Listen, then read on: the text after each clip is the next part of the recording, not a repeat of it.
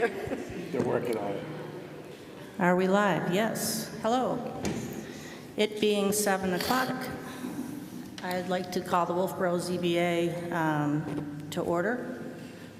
This is my first full hearing as chair, so please bear with me as I stumble through a number of things. First of all, I'd like to take roll call by way of introduction. I'm Audrey Klein, I'm the chairman. Luke Freudenberg, vice chairman. Tim Cronin, our clerk. Suzanne Ryan, Sarah Silk, alternate Dave Senegal, and Tavis Austin is here, our town planner. And our minute taker is? MJ Shelton. Thank you. I need to write that down. First of all, are there any changes to the agenda? No. Okay. One of the things that I would like to do is, first of all, quickly tell you how the proceeding is going to happen. And these come from the bylaws of the ZBA. So if this is a public hearing, and we'll explain the order of the business tonight. The clerk will read the notice and report on how the public notice was posted. If there's any board member that feels that they must recuse themselves, that's the time they'll do it. We'll seat any alternates if we don't have a full board. The quorum of a board is 3 members, and a full board is 5 members. If at any time we don't have a full board, we might give the applicant the opportunity to continue to a next month in order to have the 3 out of 5 votes that would be a majority. I'll ask the applicant to present their case. The board members will ask questions and discuss the case with the applicant. Then I will open the public hearing and invite members of the public to speak. First those in favor and then those opposed, and we will allow for rebuttal. If you wish to speak, please come to the microphone, identify yourself with your name and address, and if you're representing any organization. Address all your comments through the chair. Do not deliberate directly with anybody else in the audience. And if you can, please contain your input to the criteria used by the board in evaluating the applications. And when possible, please refrain from extensively duplicating points that have already been made by other speakers. We want to hear from you. We want to hear your opinion. And so certainly if you agree with somebody, go ahead and say so. But we may not need to hear the entire argument over again. After hearing public comments, we'll close the public hearing. We'll deliberate amongst the board, and in many cases, we'll make a decision that night. In some cases, we may continue to a date and time certain if we haven't gotten the information we need or we don't have the time to finish the case. So at this time, I'd like to start with the first applicant, and I'll ask him to read the notice. Excuse me, Audrey? Yeah. Could you ask the public if they can hear okay? Can you hear okay? I sound loud to me, but I can be louder. Okay, tonight's first hearing. LP Gas Equipment, Inc., Eastern Propane Gas, Inc., Wolfeboro Oil Drive, tax map 161-1403, case number 06-AAD-21, the appeal of the administrative decision of the Planning Board on April 6, 2021, for a formal submission during the public hearing. So this, the ZBA is tasked with hearing 4 different types of appeals. This is an appeal of an administrative decision, and I'm going to read to you what the description of that out of state law and state writings. And we hear and decide appeals if it's alleged that there is an error in any order, requirement, decision, or determination made by an administrative official in the enforcement of any zoning ordinance. And that would include the a code enforcement officer, the planning board, and any other official of the town that can be appealed to this board. In exercising its powers of administrative appeal, the ZBA may reverse or affirm, wholly or in part, or may modify the order, requirement, decision, or determination appealed from. and may make such an order or decision as ought to be made, and to that end shall have all the powers of the administrative official from whom the appeal is taken. Now, this is not meant to be an argumentative or a punitive process. Often terms can be read several different ways, and people disagree, and this is the board that makes the formal determination on what the zoning means, and from here, that decision can be taken to the courts. So this is kind of the process for determining when things are unclear or they can be read more than one way. Applicant, would you like to present your case?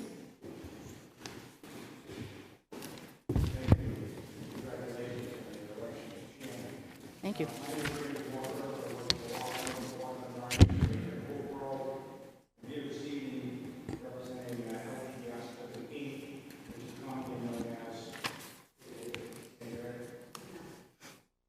I just want to make sure it gets on TV.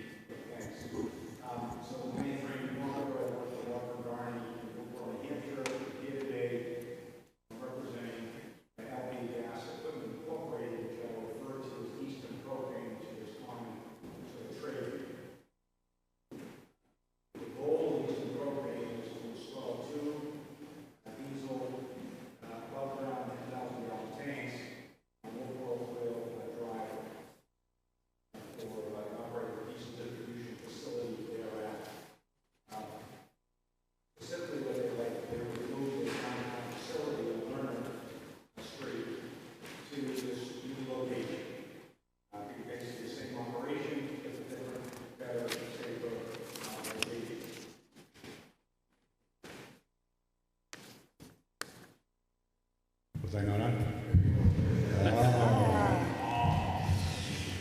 Oz is here. I can repeat that if you would like, and I can see here that I'm talking much louder. I don't believe we have any abutters here on this application tonight, so I'll get right into the appeal. The subject property is tellingly located on Wolfeboro Oil Drive, a dead-end road off of Wickers Drive, which connects to Pine Hill Road, also known as Route 109A, the state highway. This property is not visible to the general public, nor is it visible from Pine Hill Road. It's also located in the Wolfeboro Business Park. Eastern Propane already operates a significant propane distribution facility on an abutting lot in this same park, and its abutters are what I call the Wickers Building, GSI Plastique, which I believe is Wolfeboro's largest employer, and Wolfeboro's Stump Dump, I believe, is an abutter as well. The applicant is Wolfeboro Oil's successor, and Wolfeboro Oil specifically acquired this property to put its propane distribution facility in this park, as well as its diesel fuel facility. The problem with the current location is it's right downtown, been there for decades and decades, but it's fairly close to Lake Winnipesaukee high water mark. It's about a foot above the high water mark there. It's also in a congested area downtown. The proposed new location would be out of town, out of the core, safer, state-of-the-art facility would be constructed on 109A. So I think this is win-win for the town as well as Eastern Propane.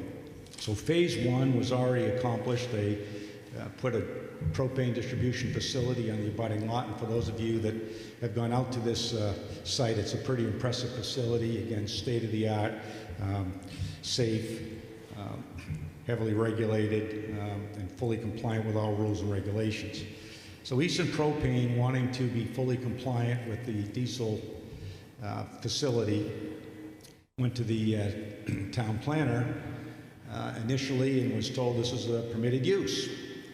They went to the code enforcement officer, who also indicated it was a permitted use, and went to technical review committee and received its blessing, and then expended significant funds developing plans to design this facility, and went to the planning board expecting approval, but to their shock and dismay, the planning board voted on a 4-3 vote, very close, that this was not a permitted use based on the planning board members' reading of the ordinance. We are appealing that decision because we do not believe that it is accurate. I'll also note that the town planner's review indicated the application was complete, recommended acceptance, and suggested there would be 3 standard conditions. So the question is this a permitted use or not? And to be fair, the ordinance is not a bastion of clarity. You know, we humans draft these ordinances, and we are not perfect, and the ordinance itself is clearly not perfect. It's parenthetically noted that I believe a majority of the planning board members are in favor of the concept of moving from the downtown facility out, but because of some technical issues with the ordinance, couldn't approve it. And the one member that voted against the application said, go to the zoning board, get a variance, and then come back, suggesting that they were in favor of the merits of the concept. So the question is storage of diesel fuel permitted in this district? Now, this district is the Pine Hill Road Development District, with permitted uses are set forth in Article 175-96 of the ordinance, and in paragraph K it says it permits storage facilities. Storage facility is defined in part as a structure or part of a structure for storing goods, wares, and merchandise, whether for the owner or for others. The 2 diesel storage tanks are clearly structures. I don't think there's any dispute on that. Diesel fuel is also a good or merchandise because it's regularly sold, although neither are defined in the ordinance. So the use of the same by Eastern Propane is also permitted while if it sells it to others, because the ordinance says the storage facility can be for others as well, suggests that sales to the public would be permissible.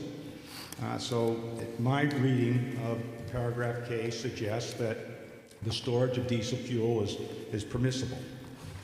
So we again get to the sale. Is the sale of diesel fuel permissible? Well, again, the definition of storage facility says that it includes wholesale distribution centers. Unfortunately, wholesale distribution centers are not defined in the ordinance, nor is the word wholesale distribution facility, which appears somewhere else in this ordinance. So we're dealing with a little bit of undefined terminology, but it's Eastern Propane's intended customer base is Wolfeboro truckers, heavy equipment operators, contractors, snow plowers who particularly during long winter storms need 24/7 access to fuel, farmers as well as diesel car owners. Now, informationally, the only other diesel fuel owner in the town or seller is at the 7-Eleven. And that's out obviously in the North Wolfeboro end, and if those 2 were to leave, you would have to go to either Alton or Ossipee to get diesel fuel. The town and school district could also use this facility, and I'll anecdotally note that many department heads have expressed their enthusiastic support for the concept of this project. So in any event, back to the word wholesale. Wholesale is not defined in the ordinance, but generally is determined in the dictionary to be the sale of goods usually at a lower cost or to a volume purchaser, and that fits exactly with Eastern Propane's profile, as most purchasers would be truckers and heavy equipment operators, construction and excavation companies who regularly buy in volume. So circling back to storage facility, it also permits wholesale distribution centers. Again, center is not defined, but I would make the same argument that whether it's a wholesale distribution center or a wholesale distribution facility, that this facility qualifies under either of those. And particularly since they both contain the word distribution. So what does distribution mean? Well, distribution is generally the sale of a product, which is exactly what Eastern Propane proposes to do on this site. Now, in the spirit of full disclosure, it was argued at the planning board, and I didn't make the presentation there, but I did watch it twice on community TV, that this would be a permissible use in the C2 district, which is located in Bean Park, right near the downtown area, and respectfully, I suggest that would be a horrible location to put a diesel distribution center, but nonetheless, those facilities are permitted there. And specifically in that zone, it says that the storage of volatile fuels, garages, and filling or service stations are permitted. Now, the word volatile is not defined. It doesn't just say the storage of fuels, it says the storage of volatile fuels. Well, diesel fuel is not a volatile fuel in the industry. It's just like heating oil, same chemical properties as heating oil, and some people will use them interchangeably. And we all, probably half of you, have heating oil in your house with a tank in your cellar or attached to the house, because it's not generally all that that risky, and it's not a volatile fuel. So we don't believe diesel would fall necessarily under the storage of volatile fuels in the C2 district. Gasoline, by comparison, is absolutely unequivocally a volatile fuel, but we're not proposing to distribute gasoline at this facility, just diesel fuel. The district also permits garages and filling stations or service stations. In the proposed use, there's not a garage and filling station, nor is it a service station. Now, the Irving station, I think, would qualify as a garage and filling station because they do service work as well as sell gasoline. And Sal's, I use as an example, is just a service station, but he does not sell at his Route 28 location any gasoline. So, although this may fit into that district, I don't believe that it's mutually exclusive. That doesn't mean that it doesn't apply somewhere else. And I think that the Pine River Road Development District, with its definition of storage distribution facilities, is broader than the C2. I think you can perhaps put both in there, and you can actually do more things in the Pine River Business District than you can just in the limited C2 district. So I don't, again, believe that they are mutually exclusive. Another thing that is permitted in the Pine Hill Business Development District is retail, just the word retail. That's what the ordinance says, retail. And for those of you that think that perhaps this is not a wholesale distribution center, but a retail distribution center, retail is permitted, period. I don't think we actually even have to look at any of the other definitions, just the word retail would allow Eastern to sell diesel fuel at that facility, regardless of whether you think that it's retail or wholesale. So, in sum, the property is located on Wolfeboro Drive, suggesting that this was the exact type of use that was intended there. It's located in a business park. It's in a better, safer, more remote location. It will have a state-of-the-art 21st century facility. And although the facility that they have on Lerner Street is compliant, it is old, it is grandfathered, and frankly, it's just not the best place for it. I don't think anybody that, and I'll represent that I've talked to probably 24 people about this conceptually around town, and they say this is an absolute logical place to put this. So the vote before the planning board was very close, obviously 4-3, and I suggest that if we added in the town planner's vote and the code enforcement officer's vote, it'd be 5-4, but obviously they don't get to vote at a planning board hearing. One of the functions of this board is to provide some oil and lubricate the system when we're trying to get to an area where it's the right thing to do and the ordinance maybe just doesn't, permit it clearly. I believe that the ordinance is very clear. This is a permitted use.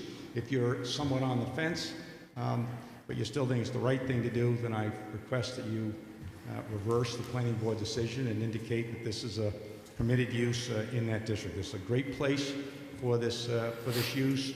We will have no objections, I believe, to the application at all. And I'd be happy to answer any questions that the board may have.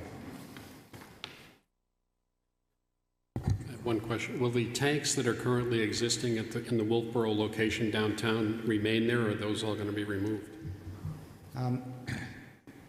We have an Eastern Propane representative here, but I believe I can answer that question. The goal is to remove those tanks as soon as the new facility is up. They would keep the old facility running until the new one was up and running, and they would immediately close it. Their goal is to get that facility out of there as soon as they can. It's not a good location. Traffic backs up there, and you see trucks early in the morning stacking up on Lerner Street.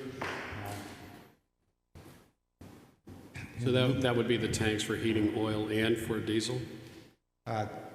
Well, the tanks that you have to pull up to fill your trucks up with, or car. I had a diesel car for years, and I used to sneak in the back through Harvest Market and come in the one way because my tank was always on that side, which wasn't a good way to do it. But the goal is to answer your question, to remove that facility, close it down for its diesel tanks.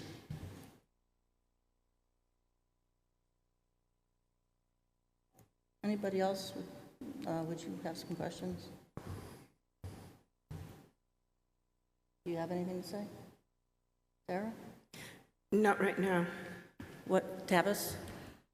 I was just going to mention that no part of the planning board application that led to their decision and subsequently this appeal were suggestive at all about removing those tanks.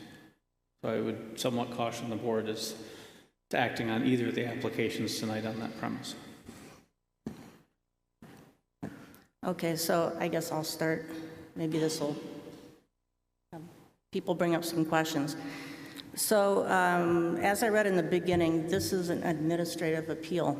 So the ZBA is charged with how one reads the ordinance and what does it mean.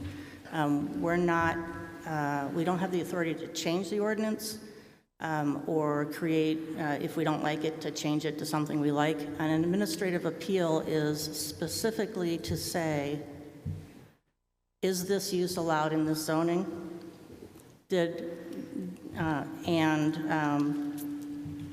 What language in the ordinance tells us it is or isn't allowed in the zoning. So let me ask you this. I'm not sure you can answer this question. I'm not sure I can pick it out of what you said. Do you agree that the definition or the statement in C2 of volatile fuels, service stations, and filling stations was removed from the Pine Hill district when they changed the zoning district?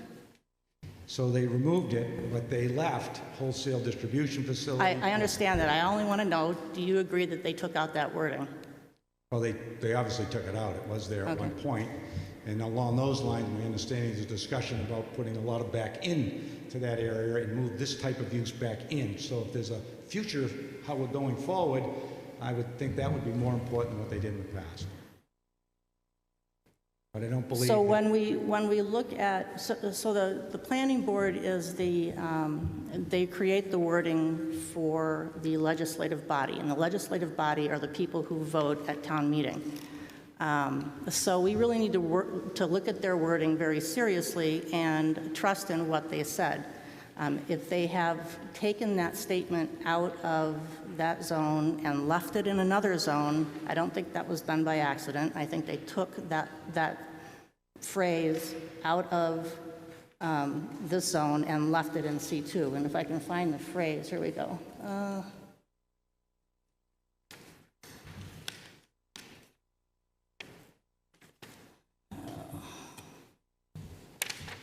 Go to my definitions. So the phrase they took out is the storage of volatile fuels, comma, garages, comma, and filling or service stations. So there's 3 different uses in that kind of paragraph, and they took them all out. And I believe the applicant agrees that they took those out, correct? Again, it's the ordinance. It's self-evident. Sure. That's why I Okay. brought it up. So then I guess if I understand what you're saying, your argument is that they left the term storage, and in that term storage, they intended for that to include something like diesel fuel.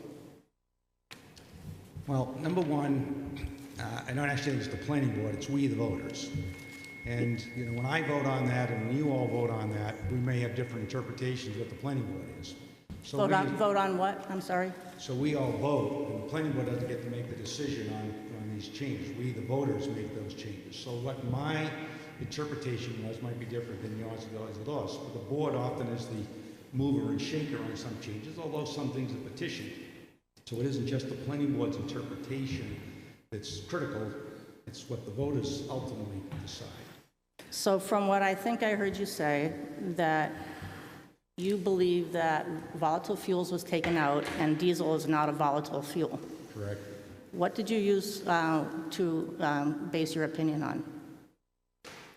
So it's just common knowledge in the industry. You know, if Eastern Propane were to get out, again, they didn't use the word fuels, they said volatile fuels. And volatile fuel is generally interpreted to be gasoline, but not diesel fuel. It's not a volatile substance given its chemical properties. That's Well, my understanding. I wasn't sure about that either, so I looked it up. I have a number of references here that talk about what volatile is and volatile liquids. And I would submit to you that, in fact, diesel fuel is a volatile fuel. NFPA, the fire code, considers it a volatile fuel. And also, I did find out that it is not like heating oil. It's more volatile than heating oil. So if your argument is based on that, I would say there is significant documentation that indicates that diesel fuel is volatile. If that's the case, and you accept that as an argument, do you have anything else to say on this application's behalf as far as the administration appeal goes? Sure, I'll say three things. Number one, I don't agree with your interpretation. Two, that the more important thing is what was left. Wholesale distribution facilities, wholesale distribution center are still left. So what does that mean? And I suggest, with the definitions that we have, that we fall under that definition. And I'll read you a case. It's a KSC Realty Trust versus the Town of Freedom. It's a Carroll County case, went up to the Supreme Court back in 2001. Are you going to submit that? I'm happy to let you look at the case. I've written all over it. Can you just submit the name so Sure. that I can look it up? It's KSC Realty Trust versus Town of Freedom. It's a 2001 case. It's found at 146 New Hampshire 271. And the gist of that case was that a property owner had water storage tanks on the property. Or they had water and they wanted to have storage. And the town said that that was okay, but some abutters had objected, particularly after they started selling the water, which is what Eastern Propane is proposing to do. They want to store it and they want to sell it. So the Supreme Court said that the town zoning ordinance permits water storage facilities in the residential RR district, which is a residential district. And then it says storage facility is defined synonymously with warehouse to mean a structure for the storage of merchandise or commodities. It is undisputed that the plaintiff's water storage tanks are a permitted use under the ordinance. We must determine, therefore, if the transport and sale components of the plaintiff's operation are also permitted. And importantly, and this is the key language, water storage facilities, and this was just water, clearly have a commercial purpose. It makes little sense to permit a landowner to store water on the property, but prevent the landowner from transporting and selling it. The transport and sale are necessarily incidental and subordinate to the permitted use of a water storage facility and therefore are accessory to it, and they permitted not only the storage of water, but the sale of water under the definition of storage facility. To me, because it's a commodity or option, not a commodity or option, a commodity or merchandise, to me that's the exact same thing. So I believe, consistent with this Supreme Court case in Freedom, again, the Carroll County case, that diesel fuel would be identical to water. They're storing it, they'd like to sell it under the definition of storage facility, not under volatile fuels or garage or service station. Forget all that. Storage facilities, wholesale distribution facilities are permitted. And I think even a stronger case than this was just a storage argument. If you can store, you can sell. And our ordinance says, not only can you store and sell, or by virtue of this case you can, but we also can have a wholesale distribution facility. And I submit that Eastern Propane is doing that right now on Leonard Street, and proposes and would like to do the exact same thing on Wolfeboro Drive. And to that, I would say, I completely agree with you with that case. I'm not arguing whether it's a storage facility and whether the storage facility is allowed, or whether distribution centers are allowed, or whether wholesales are allowed, because that's not what we're looking at the administrative appeal. Those are issues for the variance. So the difference, I believe, in the case you stated is not whether it's storage or not. It's because of the matter they were storing, which was water. And the town did not specify where water could be stored, whereas we do specify where volatile fuels can be stored. They can be stored in C2 only. I'd like to submit these to the record for to back up the volatile fuel discussion. Audrey? Yes. I would just like to address volatile fuel and gas. Sorry, and what? I would just like to address your reference to volatile fuel and all. I'm in my 32nd year as site coordinator for a household hazardous product facility here in Wolfeboro. We treat all flammable liquids the same, gasoline, diesel fuel, and all that. Well, the interesting thing is volatile is not the same as flammable. So Correct. if you look into the definition of volatile, that means it turns from a liquid to a vapor or a solid to a vapor at a certain temperature, at a certain rate. So it's pretty clear they can measure what is volatile. Diesel fuel is flammable, as NFPA has it as a Class 2 flammable liquid. So although we don't define volatile, if you don't define it in the ordinance, you go to a standard dictionary or to a professional journal or something like that, and I think I have done that. And I think that the planning board, when they, for whatever reason, decided to take those terms out of this district, I'm not saying it's good or bad, I don't have an opinion on that, but I think it was very intentional. They intended to do that.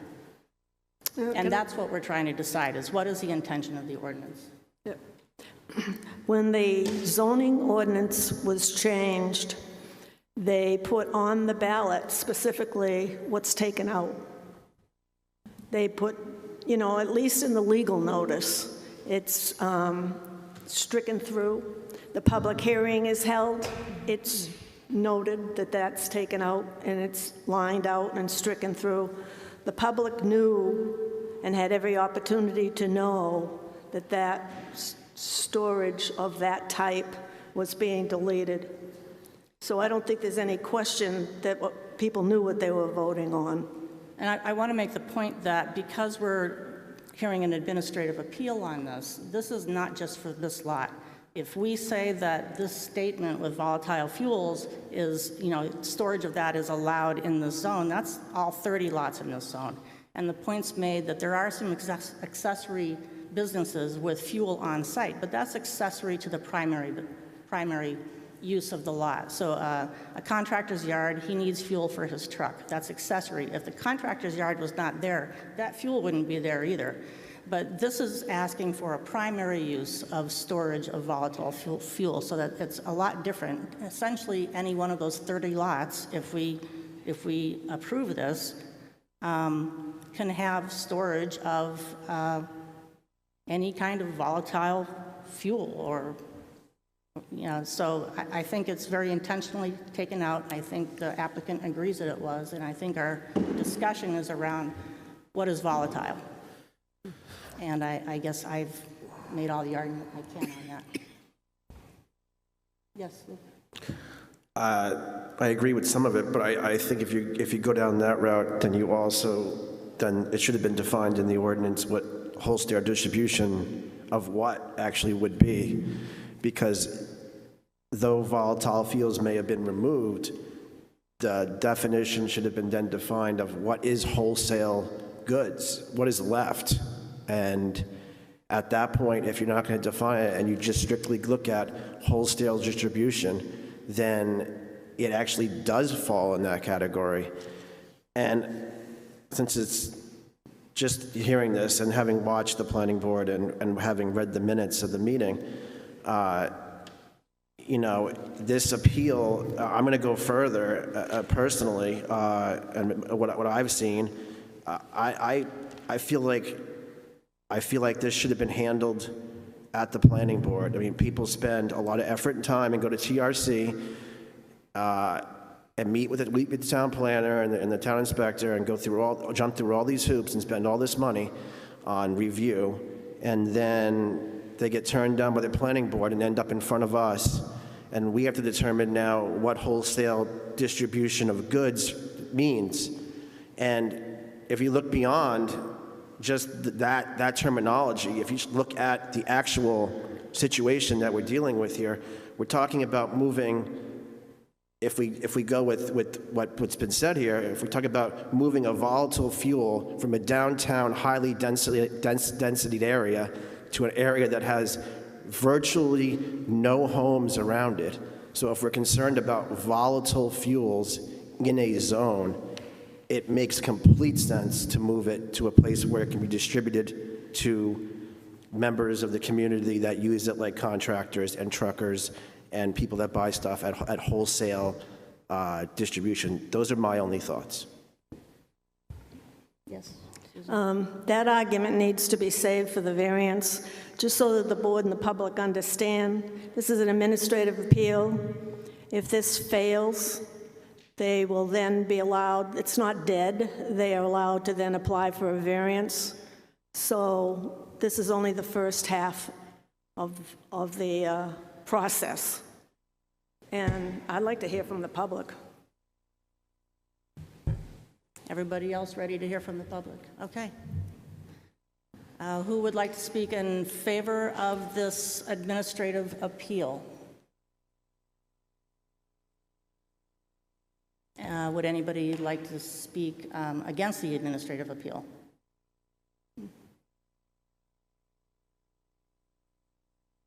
Seeing none, may I have a motion? Close the public hearing. Oh, may I close a motion to close the public hearing? Do we have to vote on that? No. Oh, I'm going to close the public hearing. Just any more discussion? Any discussion? Yes, so now we deliberate. Okay. I can take it from several sources, but I think the key component to an administrative appeal, no matter what the subject matter is,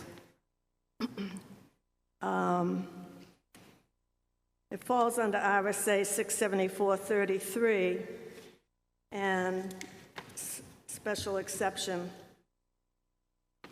I'm going to read from one of my favorite lawyers, which is Peter Laughlin. He wrote the book. Yes, he did. And I'm going to go right to the crux that I think is the argument why the planning board was correct.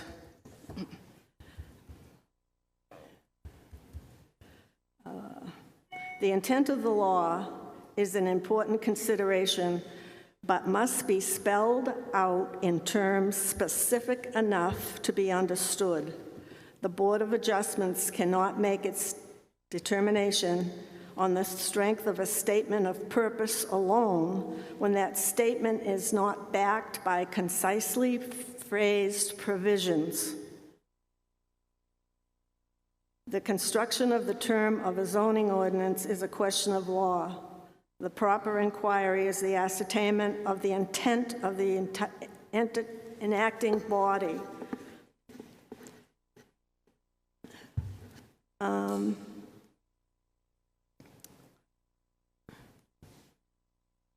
The board, when an appeal is made, the board must apply the strict letter of the law in exactly the same way as the building inspector. The point of this is repeatedly under 674-33, Roman numeral 4,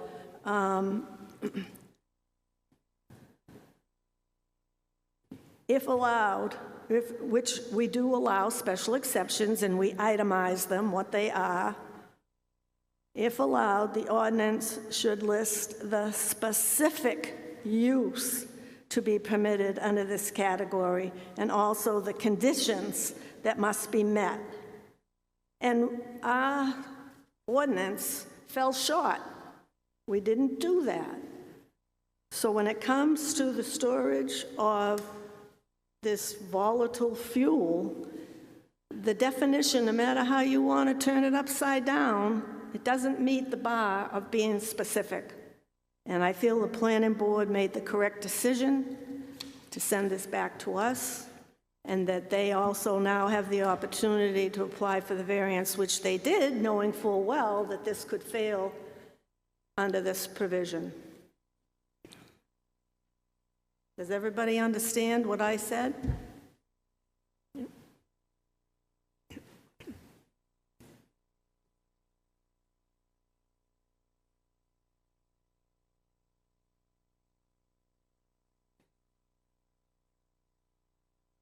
If the board, when the board's interested, I would make a motion. I think I'll make the motion, and if it doesn't get a second, we'll continue deliberation. But I would motion that case 06-AAD-03, Eastern Propane Gas, Inc., that this Pine Hill Road Development District, that this administration appeal of the planning board's decision on 4/6/21, that a variance must be applied for and obtained from the ZBA to allow the applicant to proceed to the planning board for a formal site plan review for two 10,000-gallon above-ground diesel fuel storage tanks and operate a diesel fuel distribution facility and public usage, was correct, as the stated use currently is not allowed in the PHRDD district, and that the ZBA denies this administrative appeal. I'll second that for discussion. I think what we have here is the town has always wanted these tanks out of downtown, and that was the whole reason that they put in that area out there, and Eastern Propane, which was formerly the Bean Brothers, put it in there. However, if you do not have the correct definitions in your zoning ordinance, it matters not what the intent was, which is similar to what Suzanne was saying. I know from my experience on the Board of Selectmen that it doesn't matter what you thought you wanted, it only matters what is written down. And if something is not defined, and then you have something is specifically removed, and you find no other place in your zoning ordinance where it is allowed because you don't have a good definition, then you are caught in the quandary of it matters not what the intent is, you have to go with what's written and what was voted in. And I think clearly we have a place where we need some corrections and some changes made. If that is what the people want nowadays, then they need to make their zoning match what their intent is. Otherwise, you have to go with what the zoning is.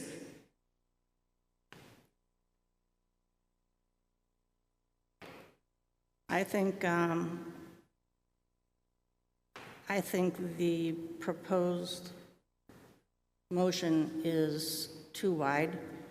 Again, I want to bring it down to the narrow condition that we're deciding right now, which is the administration appeal of whether or not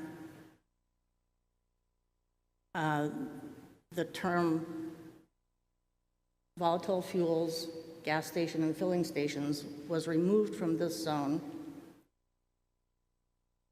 when they changed changed it out of a C2.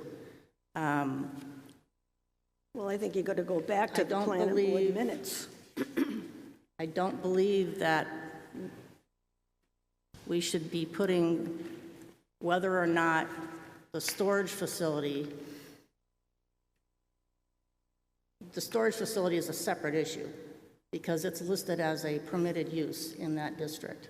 What's not permitted is certain things to be stored, and the zoning tells us what things aren't there by virtue of telling us where they can happen.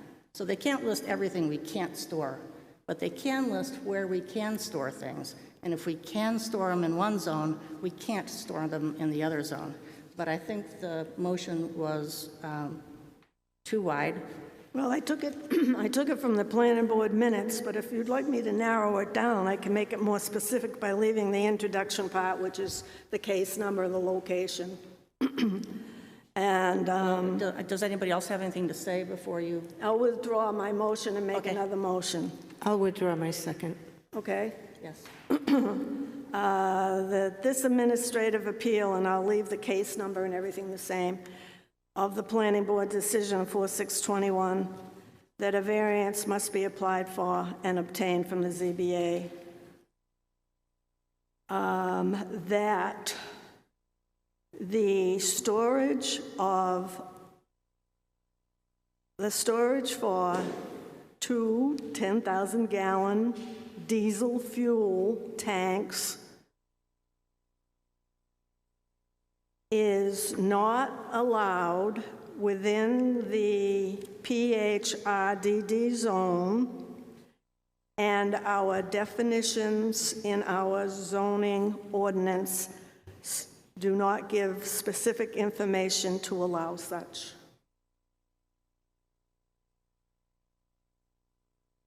Or specific terminology, it'd be the better. better way to put it. If it's the board's intent, it might just be simpler to uphold the decision of the Wait a planning minute, board and deny we're the appeal. deliberating now. No, I know, I'm just, And there's a motion on the floor. So I'm trying to get a second. So I don't know if this is the time, really, to be having a debate. I'd like to hear from the members.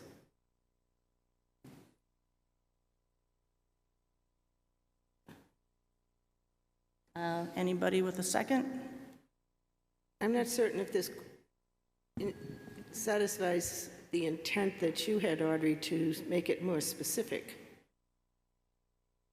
I didn't hear you, Sarah. Well, do you want to second it for discussion? I'll second it for discussion. I'm not certain that it narrows down the way you had suggested. That was my question. I don't feel we need to follow the planning board wording. I think the appeal... I didn't. The second motion doesn't do that. Right, but the appeal on the paper says, let's see what the appeal actually says in the application.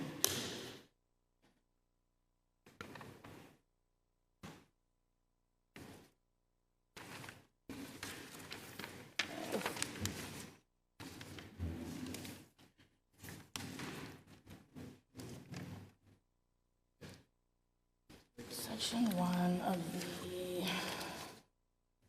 Well, I can make it easier for you, Audrey. How about I withdraw it again, and we go right to what the administrator, yeah, what he said and how he denied it.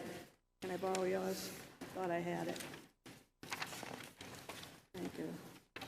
Okay, so the decision came to us because it was denied by the town administrator, code officer.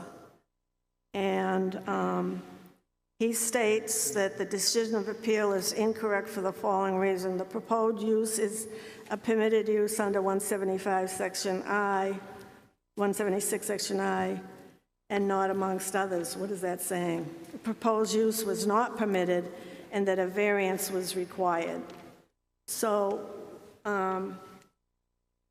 I think I would rephrase the motion again, leave it with the introduction of the case and lot, all the specifics, Pine Hill Road, and that the ZBA denies the administrative appeal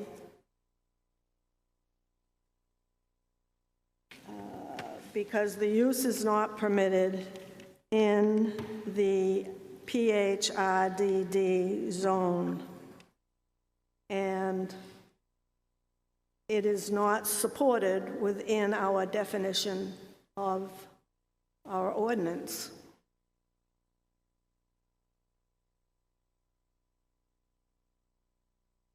And I have to say the number, 175, what was it, 175, Can you say that again? 96? Or can you read back what she said?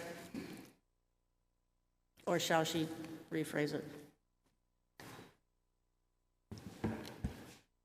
what I heard was, including the case number and everything as stated, ZBA denies the administrative appeal because the use is not permitted in the Pine Hill Residential Development District,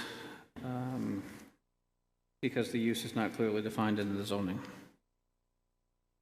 The use of storage of volatile fuel is not allowed or defined in our ordinance. If you look at what else is stored at that facility, how many gallons of liquefied petroleum products are there, which are extremely volatile? Think about that.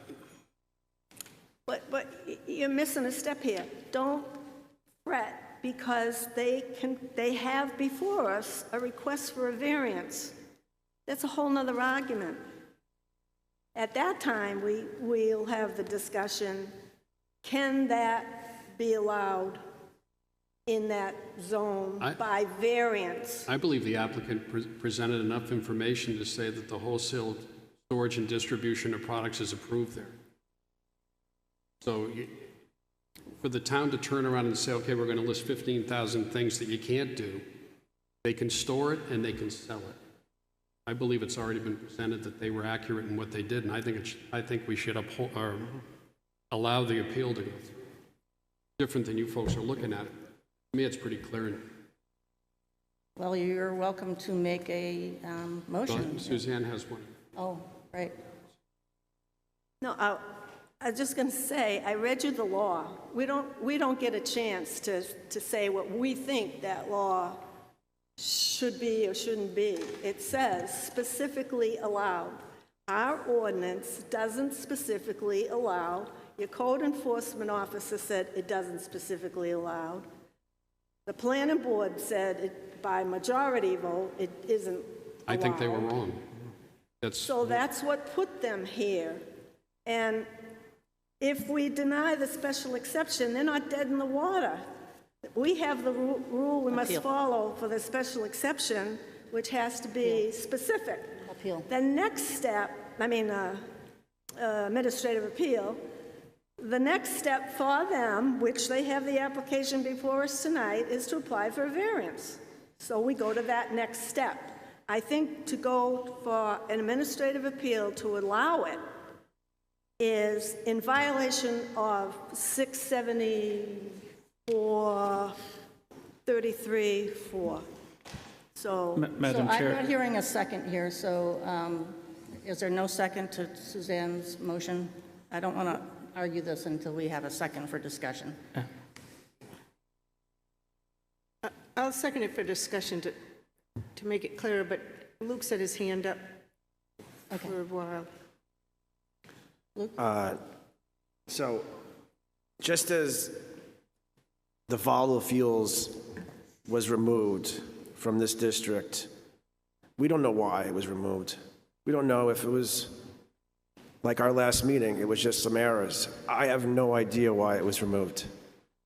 We're right now operating under the premise that it was removed for some purpose beyond that was going to define this new zone. We don't know that. We have no context for it. So we have to be, I agree with a lot with what's said, but if there's no context for why it was removed, we don't have a context, we don't know why it was removed, then I believe it must fall back to wholesale distribution of goods if we have no context for volatile fuels and why it was removed from that part of the zone. So if you fall back to wholesale goods and you fall back, worst case, to retail, then it is a permitted use. It is the right zone for it, and you got a giant propane tank sitting right next to it. So if we're worried about something in the wrong zone, I mean, you got a spot down here on Laner Street that's selling diesel fuel, on-road, off-road, K1, okay? There is a storm drain 50 feet from that downhill that then runs into a pump chamber that gets pumped into Back Bay and out into Lake Winnipesaukee. So if we're worried about the volatile storage of fuels, let's really think about it. And if it gets to the point of a variance, fine. But we gotta err on the side of common sense once in a while. So I guess you gave me an idea. I mean, if you're concerned that we don't know why the planning board changed it, you're agreeing that the planning board changed, the warrant articles changed it, you don't know why, and that's bothering you. So this is an ancient history. This happened 3 or 4 years ago. We probably have minutes from the planning board meeting where they discussed why they were doing this. We certainly have the warrant article with the exact wording of why they were doing this. And besides that, we probably can take testimony from people who were there, who discussed it.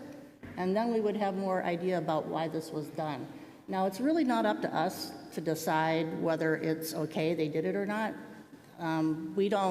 It's not within our authority to decide that their why was good or not good. That's not part of what we do.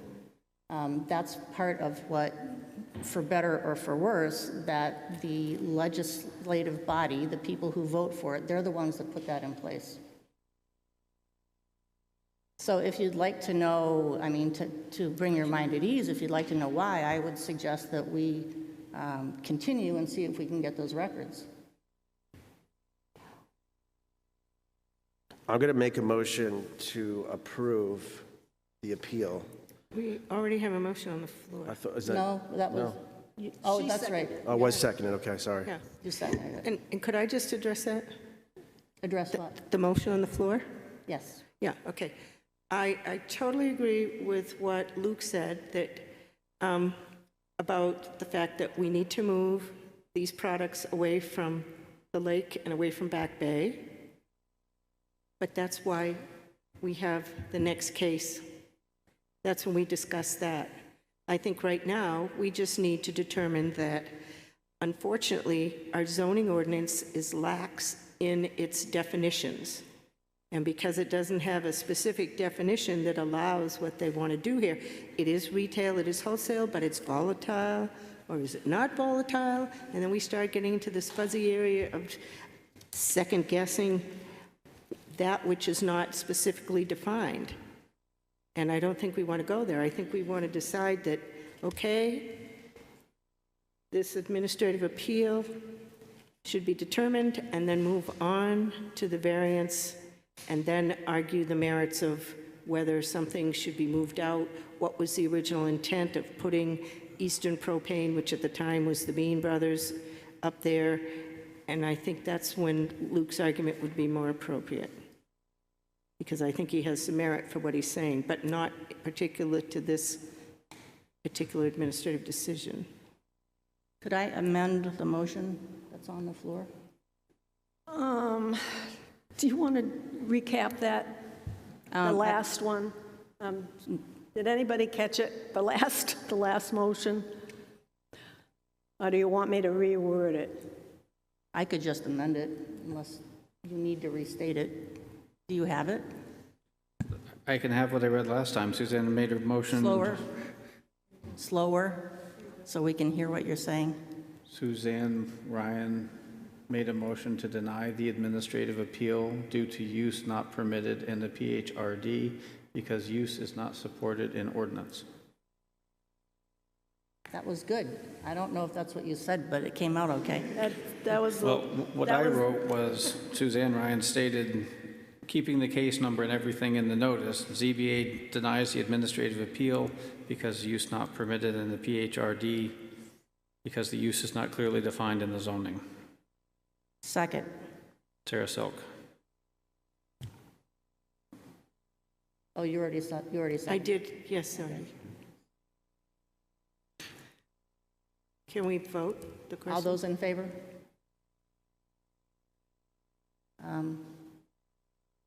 Sarah, Suzanne. Suzanne, Audrey. Those opposed? 3-2. 3-2. Okay. Thank you.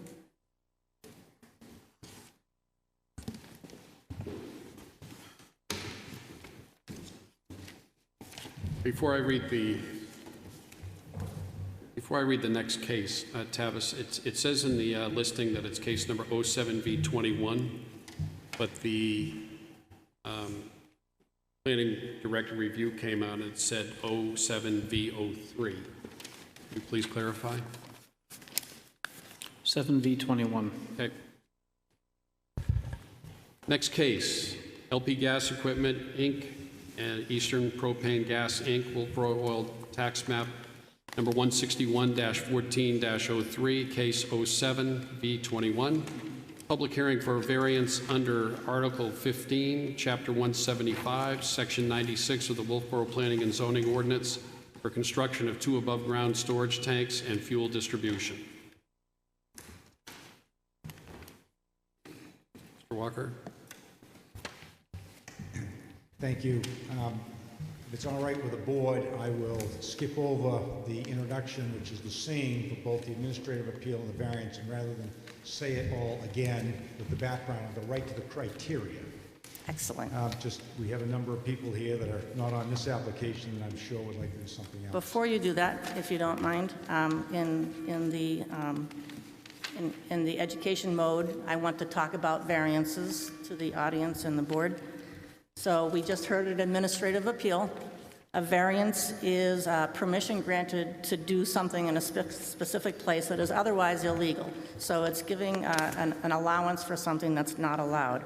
5 criteria must be met. They're very specific by state law, and we're going to walk through those. And if the board finds that by all balancing, the 5 criteria are met, then the board is permitted to approve a variance. Thank you. Thank you, Madam Chairman. So as noted in the Zoning Board of Adjustments handbook, for variance to be contrary to the public interest, which is criteria 1, it must, quote, unduly and in a marked degree conflict with the ordinance such that the variance violates the ordinance's basic zoning objectives. To determine this, the handbook suggests that you ask yourself the questions, does the variance alter the essential character of the neighborhood or threaten public health, safety, or welfare? Now, the purpose of the Pine Hill Road Development District is to, quote, protect the form and function of the Pine Hill Road corridor and to provide for business and office facilities, contracted facilities, and sales and services associated with contracted facilities. The proposed use is in and of itself a business facility. It provides for contracted facilities, and provides sales associated with contracted facilities, and therefore meets this purpose in 3 different ways. It only needs to meet it in one way, it meets it in 3 different ways. The proposed use is also in a business park, the purpose of which, from Wolfeboro Oil's perspective, when it bought lots in there, was to move its existing facilities, both propane and diesel fuel distribution center, to this area. There's also been a groundswell of demand for the same, and in light of the fact that there's only one other seller in town that even sells diesel fuel, which is the 7-Eleven, it's generally in the public interest to have multiple sellers selling the same product, which inevitably keeps prices down, and competition is generally to the benefit of the public. The proposed use will also not alter the essential character of the neighborhood, which has the Wickers building there, GI Plastique, Eastern Propane's existing facility, which someone earlier mentioned is a huge facility, as well as Wolfeboro Stump Dump. So it will actually fit nicely in with those uses, and it's compatible with Eastern Propane's existing use on the abutting property. It's also on the end of a dead-end road, so the public generally does not go by this facility. Generally not good, by the way, for commercial use, but in this particular case, Eastern Propane has no objection to being at the end of a dead-end road because it's accessed by a state highway, which is again invisible to the public and therefore will have no impact, negatively so, on the neighborhood. It also will not threaten public health, safety, or welfare because they're going to be putting in a state-of-the-art facility and replacing the existing facility, which is rather antiquated on Lerner Street. Therefore, it's a win-win and in the public interest. The second criteria is that the variance has to be in the spirit of the ordinance. And again, as noted in the Zoning Board of Adjustment, in order for that, the Zoning Board of Adjustment handbook, it will not alter the essential character of the locality nor threaten the public health, safety, or welfare. Again, given the other businesses that are located in the district, which are all commercial, there's no residential homes around that area. Again, all consistent with the spirit of the ordinance and the objectives of the Wolfeboro Business Park. Number 3, substantial justice is done. In the Zoning Board of Adjustment handbook suggests that perhaps the only guiding rule regarding this criteria is that any loss to the individual that is not outweighed by a gain to the general public is an injustice. Here, the loss to the applicants would clearly outweigh any potential gain to the public because you have to employ a balancing test, and that balancing test basically says that we'd like to put in a modest 2-station dispensing station replacing the historical and antiquated facility on Lerner Street. The general public will be benefited in 2 ways because the new facility will be state-of-the-art rather than a grandfathered one that's older and tighter. It will draw traffic out of the downtown core, which is good at so many levels and lessen congestion. It'll be farther away from Lake Winnipesaukee and to take off on what one of the board members said, it's close to a manhole, which is close to the lake, and we don't need to get down that road. But bottom line, it will be more environmentally beneficial to the town to move it out of the downtown core away from the lake and into a remote area of town. It's also a necessary service provided to all those that have diesel vehicles, particularly Wolfeboro truckers, heavy equipment operators, contractors, farmers, and diesel vehicle owners. So it's our belief that the intent of the ordinance would be honored and that substantial justice would be done if you would grant this variance. Number 4, the value of surrounding properties will not be diminished. You've seen no abutters appearing tonight. We did reach out to talk to the abutters. We found no objections from any abutter that anyway felt that their values of property were going to be diminished. This is a commercial use in a commercial area surrounded by other commercial uses. And last but not least, number 5, little enforcement of the provisions of the ordinance would result in an unnecessary hardship because special conditions of this property distinguish it from other properties in the area. This property is unique. It's the last undeveloped lot in the business park. It's on a dead-end road, generally not preferred by businesses. It's uniquely abutted by Wolfeboro's only propane distribution facility, which is significant in size. It is abutted by Wolfeboro's largest manufacturer, which is GI Plastique. It's abutted by Wolfeboro's only stump dump, and it's surrounded by uses, most of which aren't permitted today and are therefore orphaned out there. And owing to those special conditions that distinguish it from other properties in the area, there is no fair and substantial relationship which suggests that the application of the ordinance to this specific application is appropriate because, and again, the Zoning Board of Adjustment Handbook suggests that the board needs to ask itself whether the restriction on the property, which you have determined on a 3-2 vote is not a permissible use, although 2 of you felt it was a permissible use and 3 planning board members thought it was a permissible use. You have to determine whether that restriction is necessary in order to give full effect to the ordinance without frustrating the purposes of the ordinance. And then you apply that in a fair and substantial way. So the goal of that district is to protect the form and function of the Pine Hill Road corridor, provide for business and office facilities, contract facilities, sales and services, which this proposal accomplishes. It meets every one of those intended uses in the district. The proposed diesel facility is also compatible with the provisions of the ordinance, at least as determined by some members, and for those members that did not feel it was compatible, this is the right place for this because it was simply the sale of goods in that particular area. And then finally, is the proposed use reasonable? And I think given the location that we're proposing to put this facility in, this is a perfect spot for it. Again, it's at the end of a dead-end road on Wolfeboro Oil Drive, the name because it intended this might go in there. It's in the business park. It's easily accessible off a state highway. It'll pull congestion and traffic out of the downtown and put it into a commercial area that is few other uses that people would want to employ in that area. So we believe that it was permissible. We also note that the town planner and code enforcement officer also thought that this was a permitted use outright without the need for a variance. And even though that decision was not upheld, we're on the fence with it, and we would therefore suggest this is a classic case for a variance, and we respectfully request that the board grant a variance as for the requested storage tanks. If there's any questions, I would be happy to answer. I do. Go ahead. Yes, could you please enlighten us as to what the subject's total internal restrictions are that in this notice of decision?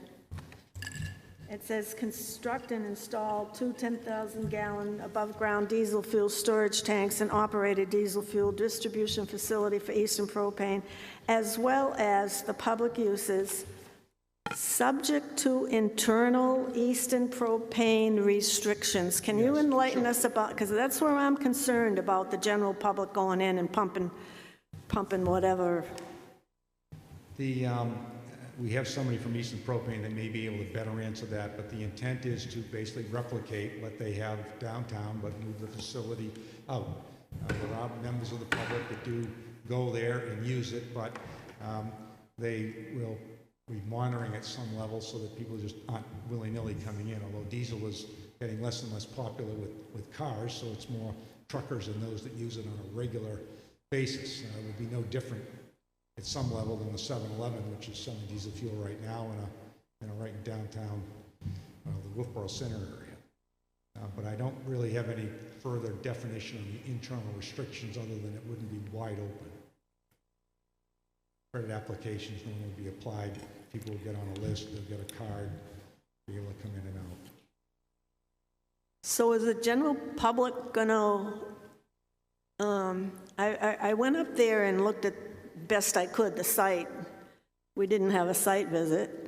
And there's a gate with some device on the gate. So how does the general public, are they gonna go through that part of it? Or are they gonna have a separate entrance where the public goes and fuels up? Can we have some information on how it's gonna work? So my belief there is that they will never go through the gate. That's on the abutting property. So that gate is for the propane facility on another lot. We're inboard to the gate. This property is on the state highway side of the gate on the left as you went in. So there's going to be a new facility there. So you wouldn't have to go through that gate. But I don't believe this will be gated. So is it gonna be open like a gas station is open? Well, I'm mindful that we still may appeal the zoning board's earlier decision, so I'm going to be cautious in what I say in answering that. It is the public, well, let me just defer for one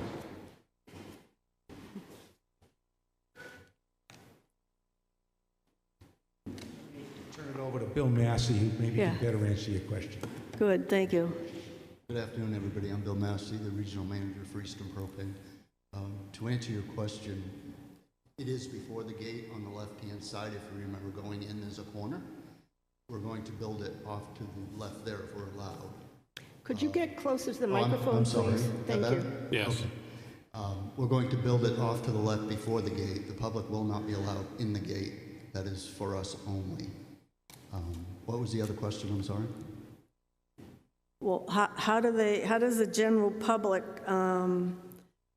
public's usage, how is it going to, go up Wickers Drive and take a left and go in and get your propane? Is somebody going to be there that's going to give you your propane? Or how's it going to operate? You won't get propane. You'll get the diesel fuel, just like the 7-Eleven, or you fill up your car with gasoline.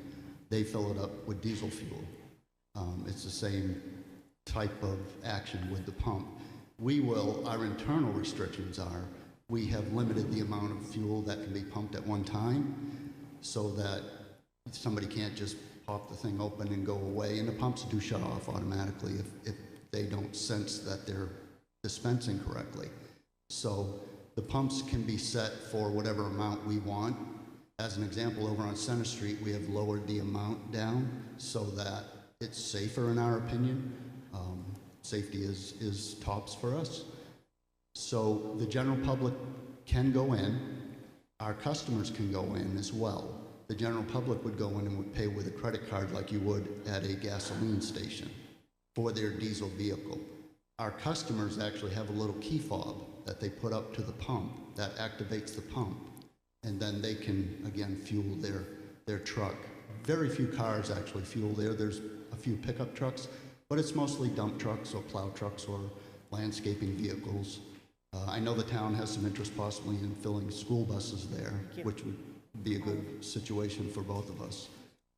Is there going to be an attendant there? There is not an attendant, but it is 24-hour cameras on it, so they'll be monitored and recorded, but it will be an unattended. So if I wanted to get diesel fuel for my Kubota, I bring my plastic thing and go get diesel fuel? If I'm a customer of yours? Yep, you could. And no attendant? No attendant, no. That is currently how Center Street is set up right now. And it has been for, I'm guessing, 30 years, close to that. Now, again, there are safeties in place so that there isn't spillage. The way the state has you build the systems now, when you drive up, that area has grooves in it, and those grooves are required to contain a certain amount of product if there is a spill. They also require us to have spill kits on site. And like I said, there's a limiting to the pump of how much it will pump at one time. So we could adjust that to 50, 40 gallons, and that berm, that barrier, so to speak, would hold that amount.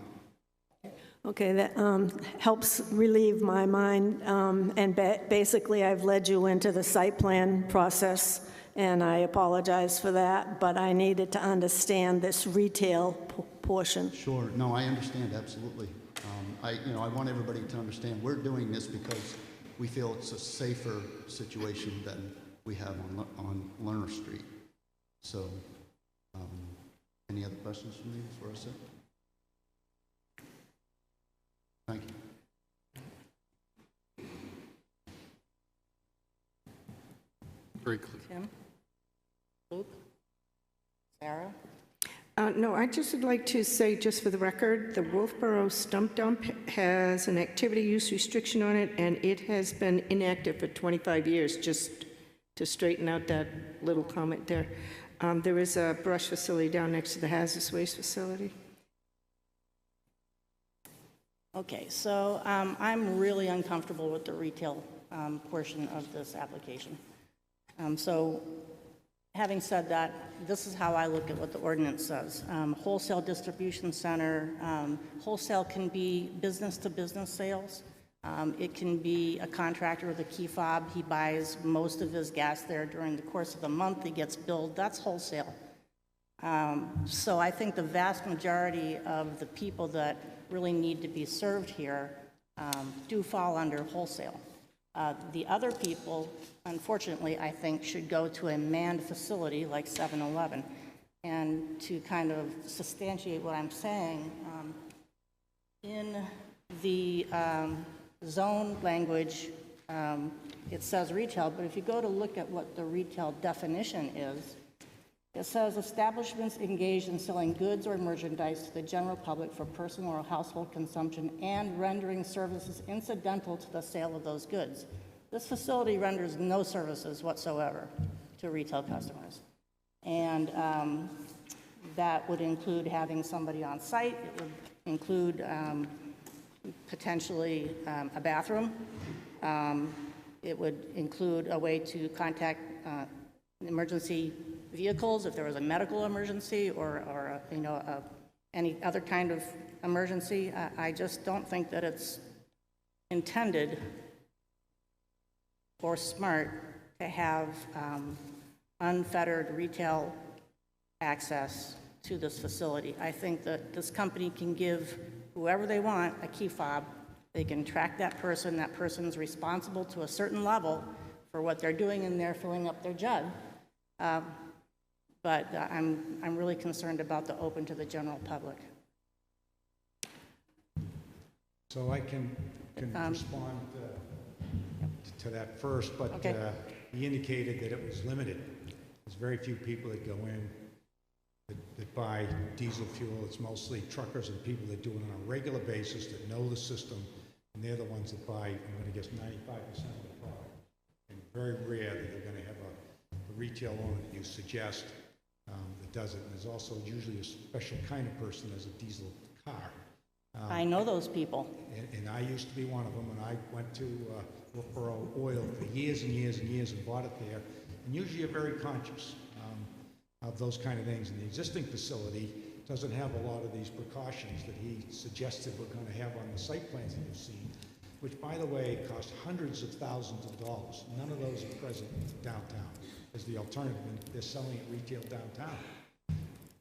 I don't disagree with that, but I don't know that that means I want to approve this at the same level as it is used downtown. I'm really uncomfortable with open retail use. Again, if they want to give key fobs to anybody they want, somebody who has a diesel vehicle that they fill up there all the time, that's their prerogative, but that's a certain level of oversight and responsibility that they're taking on instead of opening it to the general public. I think that might be all I have to say about this.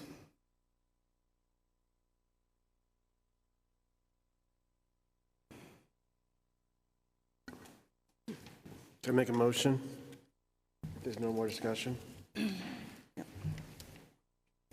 we going to go down through the 5 We can do that. questions, like we usually do? Yeah, we need to do that. So we need to articulate through the 5 criteria in case there's Close the an public hearing. appeal. Or close the public hearing. Oh, did we open it? Closed. Did we ever open it? We didn't. I'm going to open the public hearing. Would anybody like to speak in favor of this application? Yes, you're welcome to come up and speak again. It's okay. I just procedurally would like to raise one little point. Thank you. That if a board member has a concern that they have not articulated yet that we can address, I would appreciate them raising it now rather than after the debate, the hearing is closed. I think that occurred at the administrative appeal, and as the applicant's attorney, I always find that irritating. So if there's something that's bothering one of you, and we could try to address it now rather than when they're locked out. So I just make that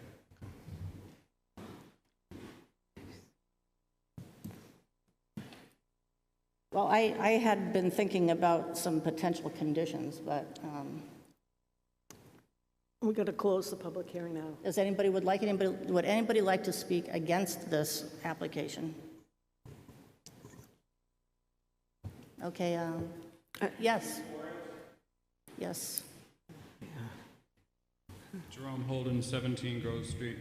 I'd really like to see this facility moved out to that area because it does get it out away from the lake and takes a lot of trucks and stuff out of the town, makes it safer for downtown area and the downtown core. I think that's a much better location for this facility. Thank you. Anybody else? Okay, we'll close the public hearing.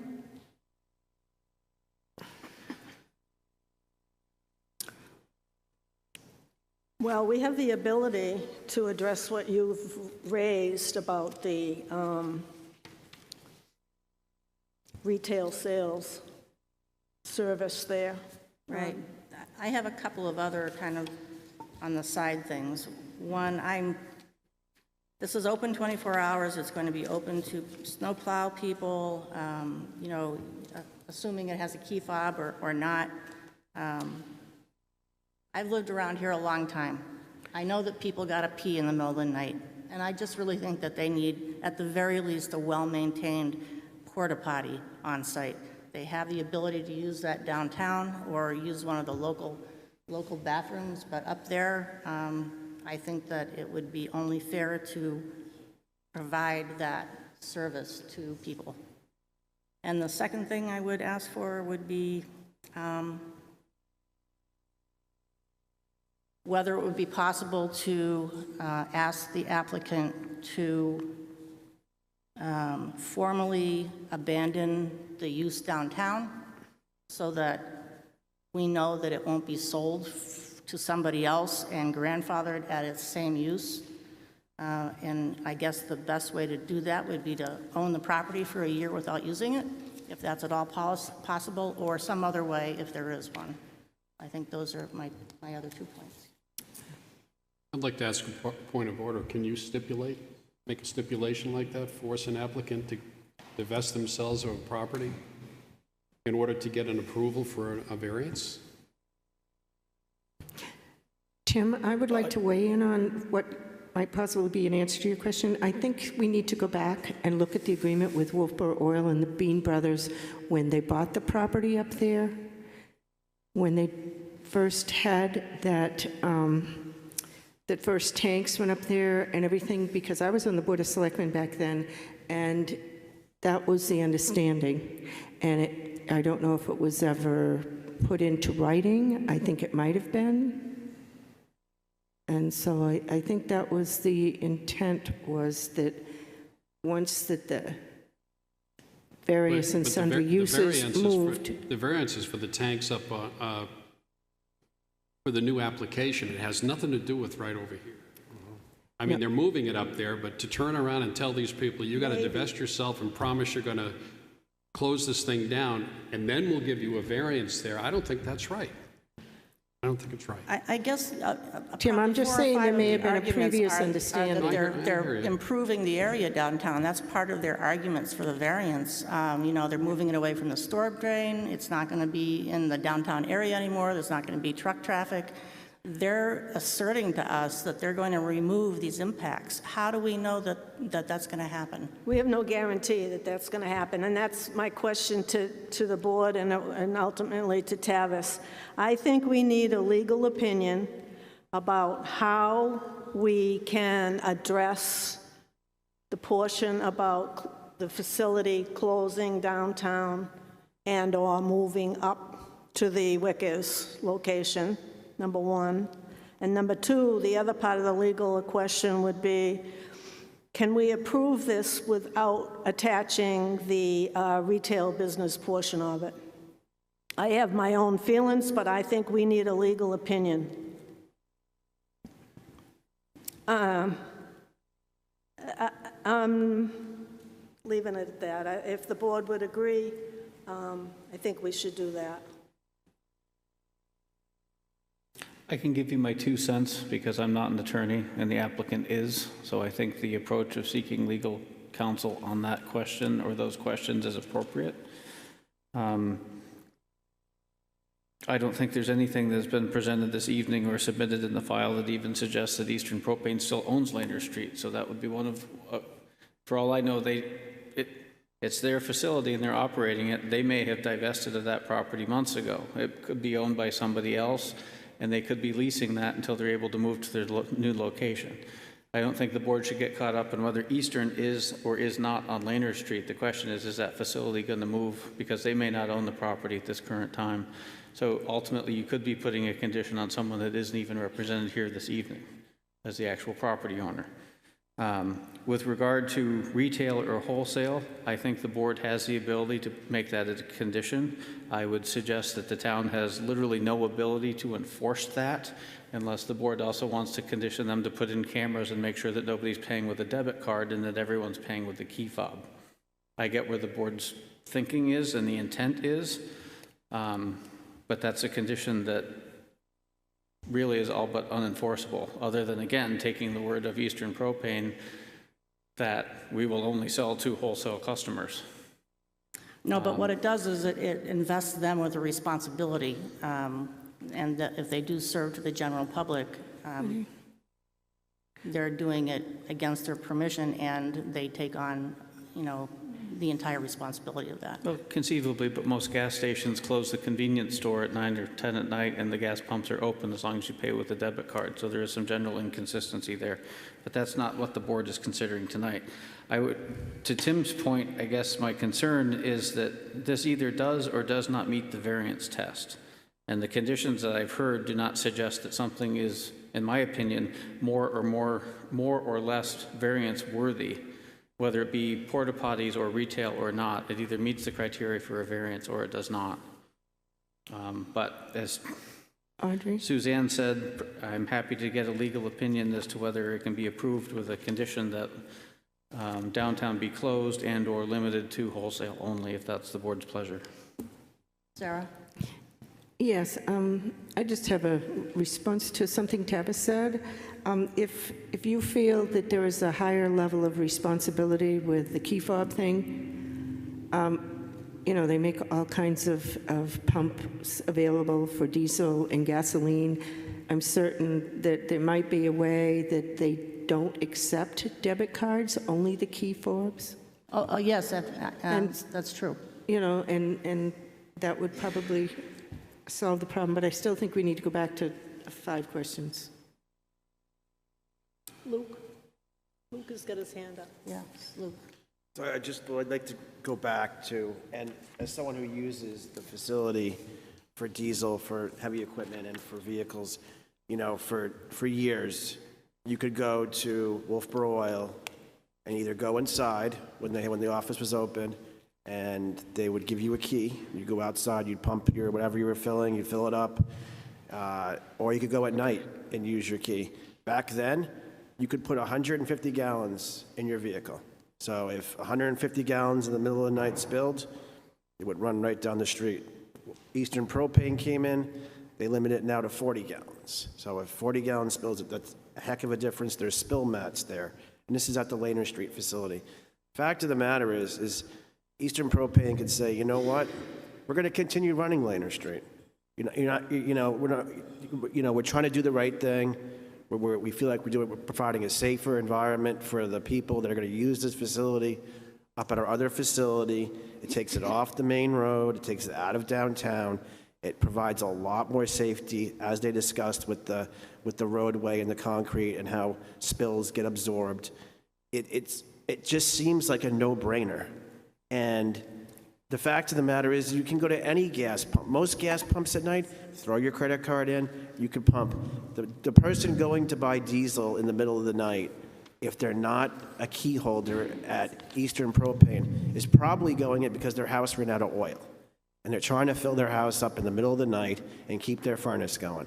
I think they have the common sense not to do something that's stupid. And with cameras on, and with all the spill protection that's out there now, I feel like this should not even be argued. I feel like this is a done deal. It should be a done deal. It's going to provide so much more safety, and they're investing hundreds of thousands of dollars in something they're going to probably never recoup. But they're part of the community.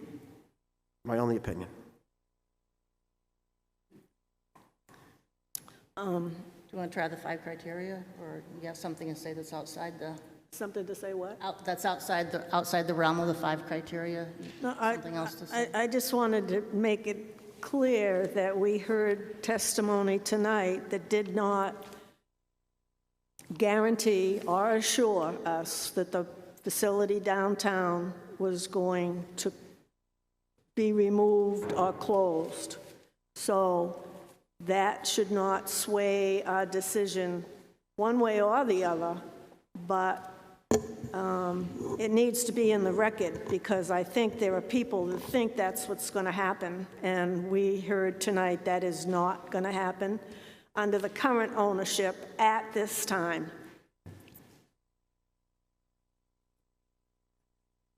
So the next item for public hearing's closed. I know.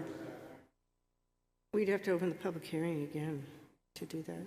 We are not fond of opening a public hearing once we've closed it. You have to get the board to vote. Could I have a motion to open or not the public hearing? I'll make a motion to open it back up. I'll second it. Yes. Yes. Yes. No. Thank you. I'll be very brief. If this had been brought up while I had the opportunity to respond, I wouldn't have to do it now, and I sort of mentioned that was I exactly think you the said concern. that. did I say that. apologize. It's okay, it's not blaming you on that. We would be happy to represent, as a condition, or it's a condition of approval, that they will close the downtown facility simultaneously to open the other. They don't want to have any loss of service, but if it's important to any of the board members, we would prefer Member Cronin's suggestion that we have no conditions, but if it's important to the board, we're happy to have you put a condition on it, you approve it, subject to we closing the Lerner Street diesel facility, simultaneously open the other, so we will not operate at two sites. And we do not, I think it's the last part, and do not what? So we will not operate at 2 sites, we'll only operate at 1, Lerner Street, until the other's open. When the other's open, we absolutely will close Lerner Street. Happy to have that as a condition. They remove the tanks too? Absolutely, we have no purpose. We're old and tired, and we'd love to remove those tanks and build. Well, we'd love to have you do it. Thank you. To close the public hearing? Yes. Yes. Yes. I'd like to get a motion, if possible. Oh, sorry, we got to do the five criteria. So, does anybody want to speak to the variance will not be contrary to the public interest, and they want to go ahead and take the spirit of the ordinance is observed at the same time? Number one, it does not alter the essential character of the neighborhood, and as it's been explained, it will not threaten public health, safety, or welfare, and in fact, if they do as they claimed and testified today, it will improve that for the downtown area, and that the spirit of the ordinance is observed. Somebody like to take substantial justice, Tim or Luke?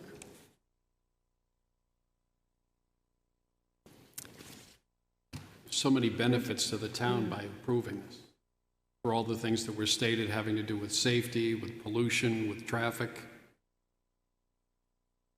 Well, it's going to go through that site plan at the planning board, and let's hope they're on their toes and they get all these things taken care of.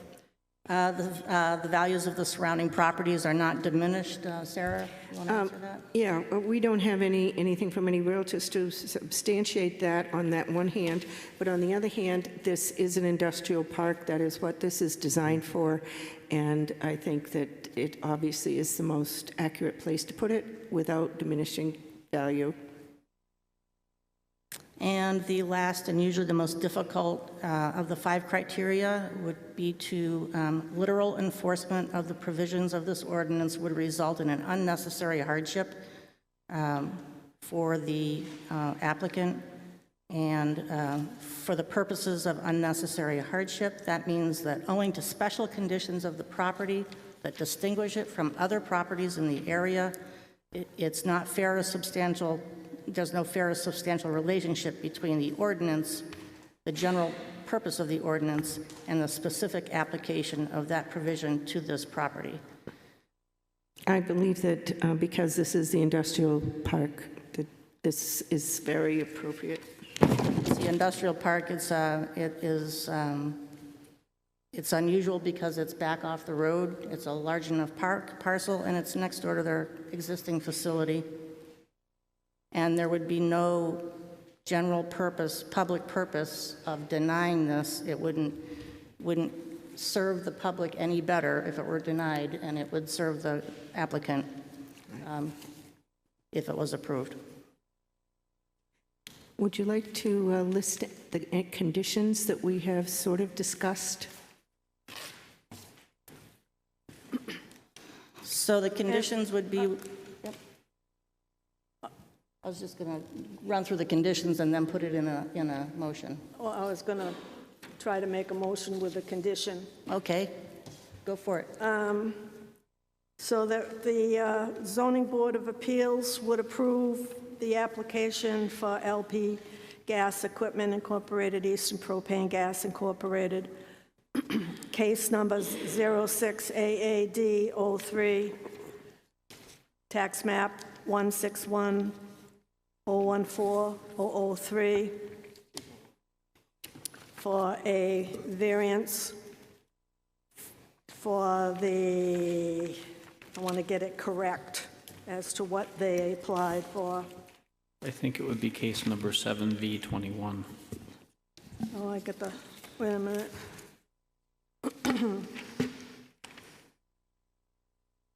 What the heck, I picked up the wrong one. That's right here. It's 07V03. 7V21, that was a typo. Oh, that's what it's there, right That's a here. typo there. Oh, it's a typo. So 7V. And for the request of a variance to permit the proposed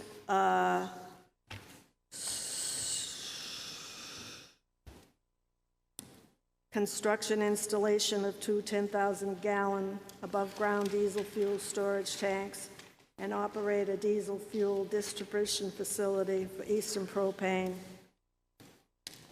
with the condition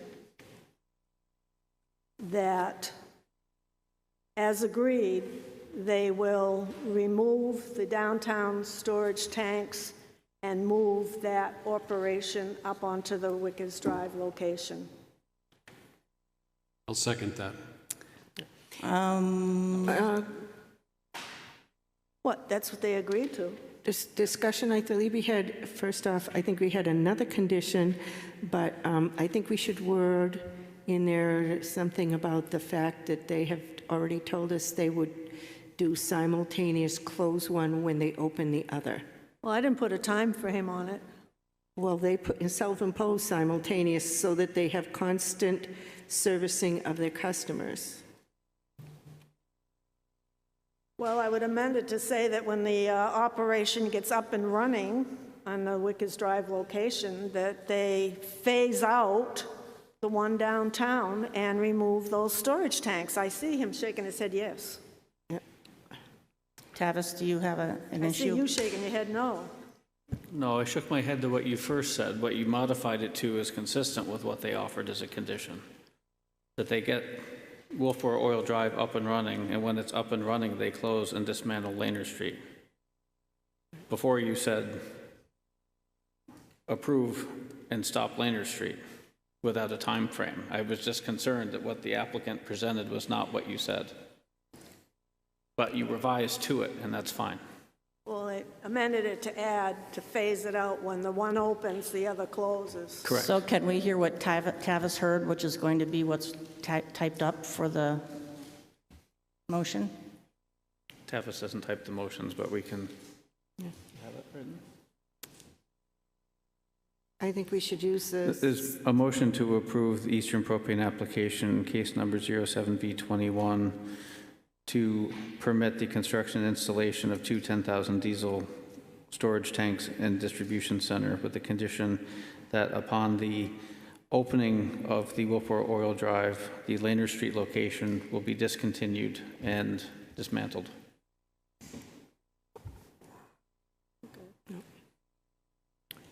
I'm comfortable with that. Want a second? Somebody want a second? Second. Second. Thank you. Did you have another condition, Audrey?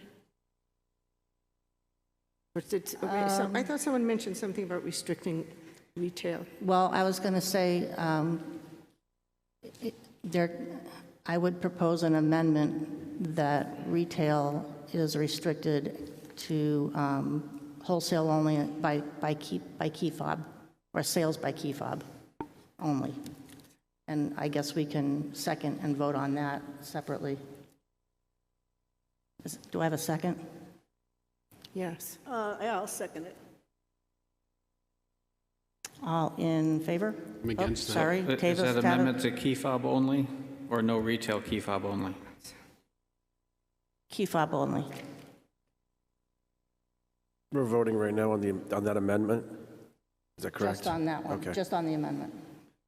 I mean, I've been a customer of this place right around the corner for 3 or 4 years, buying off-road diesel for my tractors and stuff. That means I no longer go with that. You're No, restricting they'll me. give you a key fob.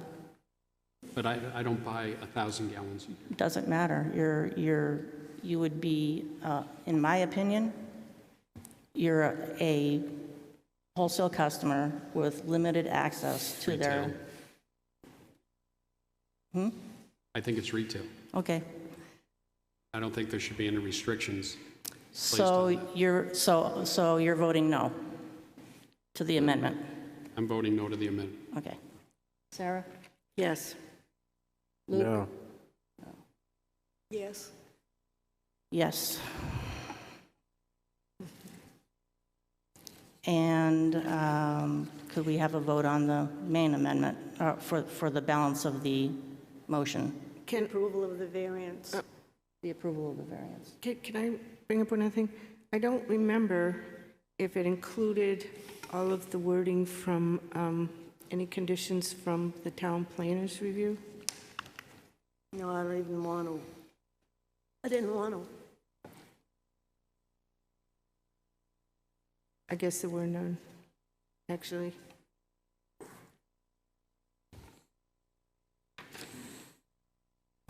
Okay.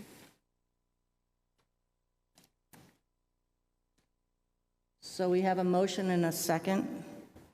Are we ready to vote on the variance application? Okay, all in favor? Sarah? Aye. Aye. I'm sorry. Aye. Aye. Aye. To approve the variance.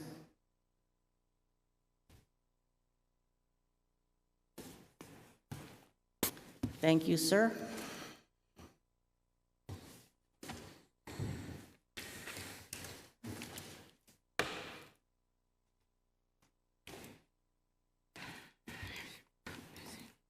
Next case, New Hampshire Boat Museum, 399 Center Street, tax map 163-2-1E, case number 09-AAD-21, appeal of an administrator's decision to construct a two-boat storage buildings not allowed in the zone.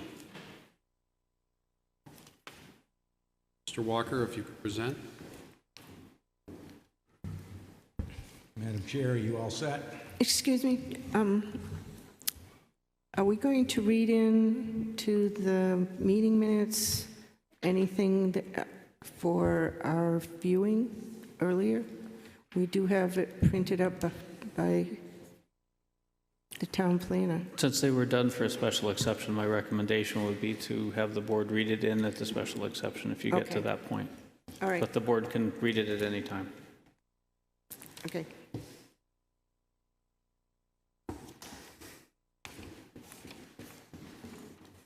You all set? Yes, sir. Yes, sir. Thank you. My name's Randy Walker. I work for Walker, Varney, and Wolfeboro. I'm here tonight representing the New Hampshire Boat Museum.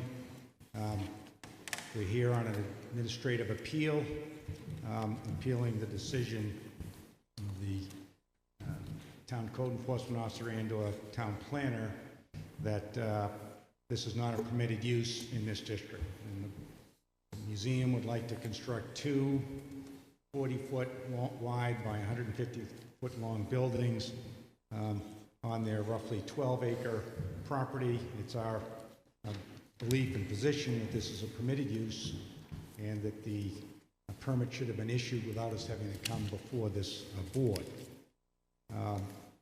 The reason the application was denied is because although this qualifies as an accessory use, and I don't think there's any dispute this is an accessory use, that the underlying use is not directly a permitted use, it's only permitted by special exception. Our position is that the ordinance does not draw any distinction between an accessory use, whether the underlying use is permitted purely or permitted by special exception. There's a case, the New London case, a 1988 case, that was a non-conforming use case, not directly applicable, but the gist of that case was that even a non-conforming use could be expanded. And we're not a non-conforming use, we're a use that's permitted by special exception. Drawing that distinction, it would be even more of an opportunity for us to expand than a non-conforming use. There's also a case, Hannity versus the city of Concord. It's a 1999 case, Supreme Court case. The site is 144 New Hampshire 68. And that was a case where there was a golf course, and the golf course wanted to construct a maintenance building very similar to what the boat storage building, the boat museum would like to do. And it was also in a residential district, as this is. This is in the GR district. And the court said as follows, that the proposed maintenance building was a permitted accessory use. That was the conclusion of the Supreme Court. And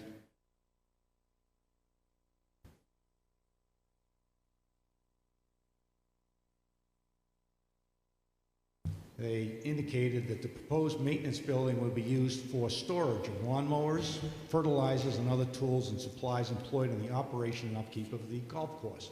The Boat Museum proposes to do the exact same thing. It proposes to store boats for a boat museum on a long stretch there. And the court went on to indicate that it will occupy only a small portion of the club's property and is designed to serve the golf course. Well, these proposed storage buildings are only going to take up a small portion of the 12 acres, and they're designed to serve the museum. So it falls consistently in with a golf course having a maintenance building, with the boat museum doing that. The plaintiffs who lost this case argued that the ordinance permits only specific accessory uses listed in a table of uses, but the court held that that misapplies the doctrine of accessory uses, which is what we are saying we fall under. The court indicated that the rule of accessory use is a response to the impossibility of providing expressly by the zoning ordinance for every possible lawful use.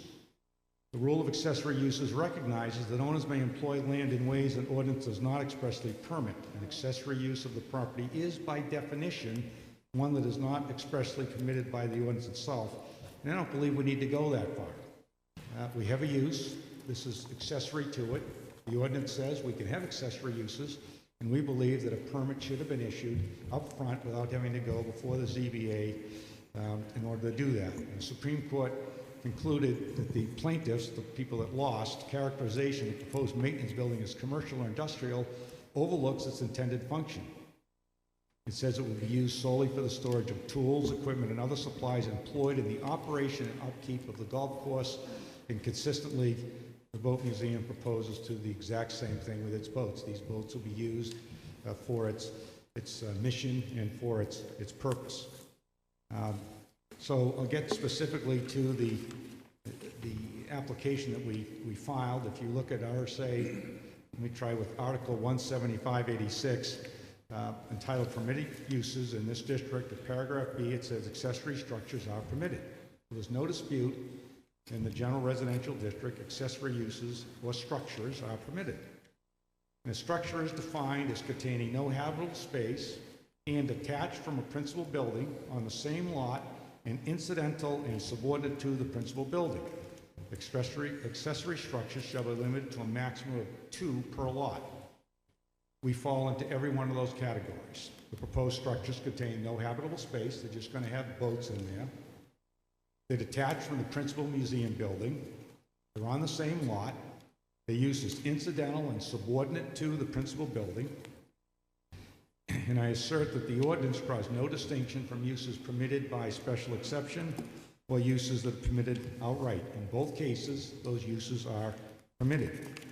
So our Article 17586B simply and without qualification permits accessory structures. We very clearly fall inside that definition. We believe that the Code Enforcement Officer, Town Planner are therefore wrong, and we'd like this board to rule that they should have issued a permit for these buildings on that basis, and that the reason for denial is erroneous. And I'd be happy to answer any questions regarding this administrative appeal. I see Tavis, but I don't know the purpose of your raising your hand. Just a point of order. The application is filled out referring to the general residential district, when Yes. in actuality the property is in the residential district. So if the board would mentally replace 17586 and 17585 with 17581, which is the residential district, and 17582, which is the residential district, everything else is presented is correct. The uses, both permitted and special exception uses, are the same. It's almost the same in both zones across the board. I just wanted, moving forward, to have the board reference the correct zone. Thank you. And apologies to the applicant for not catching that prior to it getting here. Excuse me? How was it advertised? I think it was advertised under the wrong section, but I don't know. It's not a Travis. substantive change, because both districts are essentially the same as you look at the language. So if somebody were reading the section of the advertised section, they wouldn't have contradictory information. Correct. It's the same information in both Okay. sections. If I may, I appreciate you speaking to those court cases. I do note that you spoke to a court case about a non-conforming use, not a special exception, and you spoke about accessory uses, which are not a special exception. And as is printed in the handbook, the zoning board handbook, it says, I hate to read the whole court case, but in Schuyler Realty, Inc. versus Merrimack and Agway, the Supreme Court added a new dimension to the validity of a special exception in certain circumstances, and their gist was, we hold that it's an error to conclude that the special exception necessarily survived the change in plans. So this boat museum got a special exception for the museum, and it had plan review through the planning board. Now the site plan is being proposed to be changed. And this court case that's referred to in the zoning board handbook is pointing out that the Supreme Court has said that the special exception was based on a certain set of facts, but there's a whole new set of facts being proposed, and therefore it needs to go through the special exception process again before the planning board can further review the site plan. And if that's not convincing enough, I feel strongly enough about this that I would want to get our town attorney's opinion on it. I'd be happy to respond if that's Sure. So I've read that case, and I will tell you that I did not find any cases directly on point, and I spent 2 or 3 hours doing so. And I don't believe the Scalar Realty case that you just cited is applicable at all. And I think it's being read out of context. That case, which I have right in front of me, was a special exception case. This isn't a special exception case. This is a permitted use case, so I don't believe it applicable. In that case, the applicant had filed a special exception to build a building in a wetland area. We're not asking for a special exception. We're saying as a matter of right, we have this. If I were a residential owner, or you were a residential owner, and you wanted to build these buildings, I think the town planner would agree, we wouldn't be here tonight. You wouldn't need a special exception. We wouldn't need anything from the zoning board. Variance, But special exception. you do, because it's not a residential use. It's a use that's listed specifically in the zoning as a special exception use only. That's a museum. It's a permitted use by special exception. Permitted by special exception. The key then becomes, can you have an accessory use to that? And it makes common sense if you're going to allow the underlying use. What if they wanted to build just a doghouse, something small? Is it the size that's the problem? What if they wanted to put a little building to put a lawnmower in or something? But that's not the case here. All of these, but it's the same fact pattern. The logic is the same. It's just the size. And the ordinance very clearly says that accessory uses are permitted. So once you get in the door, whether it's however you get there, is not logical in my opinion, and I would assert not logical at all, to make you come back for a special exception when an accessory use to that now permitted use, because we are a permitted use, that you should just be able to do that as a matter of right. But the Scalar case, to go back to your point, was a special exception case to build a building, and the only issue in that case was the applicant was granted a special exception subject to some conditions. They then went to the planning board, which approved it subject to some conditions. They then held hearings. No, the planning board then approved the conditions without going back to the public. And the Supreme Court said, you've got to give the public a second shot at that. You can't just do it under the cover of darkness. You can't have the town planner do it. Exactly. But it was not a permitted use case. And we're suggesting, again, that the ordinance, and I cited it, that says accessory uses are permitted, and this is an accessory use to the primary okay. use, which is the museum. But this does not say that accessory uses don't need to go back for a special exception. Again, we've quoted the ZBA handbook many times. In fact, I think every time you come to the podium, I hear a quote from it, and this comes right out of the same handbook. And I only quote it when it's right. I would like to, I'm not a lawyer. I'm using the handbook because I'm not a lawyer, but I think this is pretty good case law. I've had indications that it's good case law, and I would, if it's not convincing to the board, I would ask the board that we continue this until we have an opinion on this. If we continue this one, can we still go to the variance? I'm sorry, I can't hear you. If we continue this one, can we still hear the variance? It's a special exception. Special exception. Yeah. Well, I guess that's up to the applicant because they also applied for, let's see, did you apply for a variance or just a? Both. We applied for all three with the hopes that we would get the first one. Right. So if we continue this, they won't go with the second one because that's, or will you go for a special exception? No. But you could go for the variance if you so choose, but you don't, it's not up to us to decide. You know, obviously, the board is going to decide what it thinks is best. Procedurally, I just point out that myself, the applicant, and all these people behind me, this is now the second hearing that they've had to come to because we had a snafu procedurally, and to delay it yet again, I think would be disappointing, I'll use that word, to everybody here.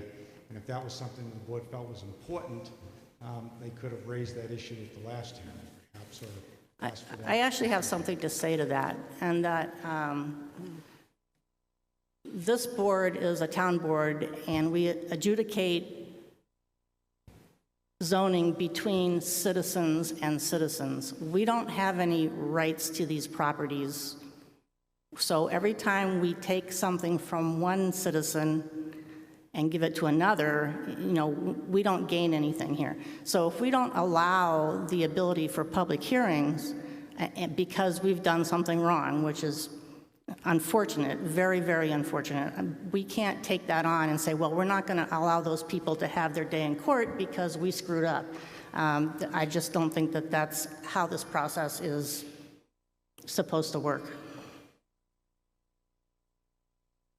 I hear you.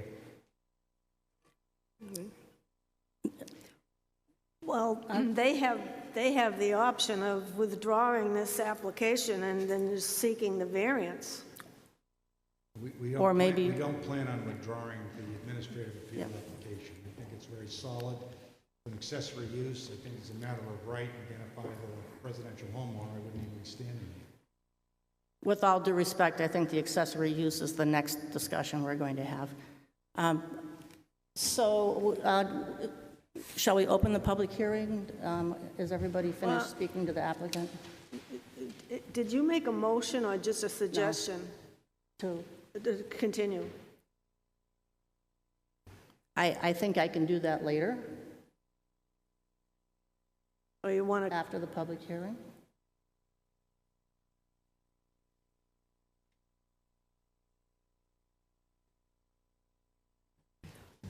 If you feel this application is incomplete, it would be the time to continue it. If you feel it's complete, I would suggest you open the hearing and go forward. I don't feel it's incomplete. I think it's complete. I just think that perhaps we don't have the guidance we need, given. So you can hear it and then decide if you'd like to get our legal counsel. I think we should just go forward. Okay. Would anybody like to ask the applicant anything else before I open the public hearing? I have a question on the building code's response to this. I find it convoluted, and I just don't understand it. And I'd address that to Tavis. It says, one-story storage building is denied for the following reasons. The use and buildings are not expressly permitted under Article 175. Okay, that's good so far. I understand why he denied it. Didn't meet the requirements of that section. But then he says the existing museum was permitted by special exception pursuant to 175, and the proposed use and buildings are also permitted by special exception. So on one hand, he's saying it's not allowed by the article, and on the other hand, he's saying it is allowed. So he didn't deny the special exception. What did he deny? I'm confused by this. Might be just me, but... Well, the determination that was made is counter to what Mr. Walker is presenting. What was determined to be not permitted was an accessory use under 175-81, specifically 175-81B or C. And those are specifically accessory structures and accessory uses. Staff reads that to say permitted uses, one single detached dwelling per lot, one single detached dwelling per lot with accessory dwelling unit, one duplex unit per lot. Then it says accessory structures, accessory uses. That's commonly referred to as accessory structures and accessory uses to other permitted uses.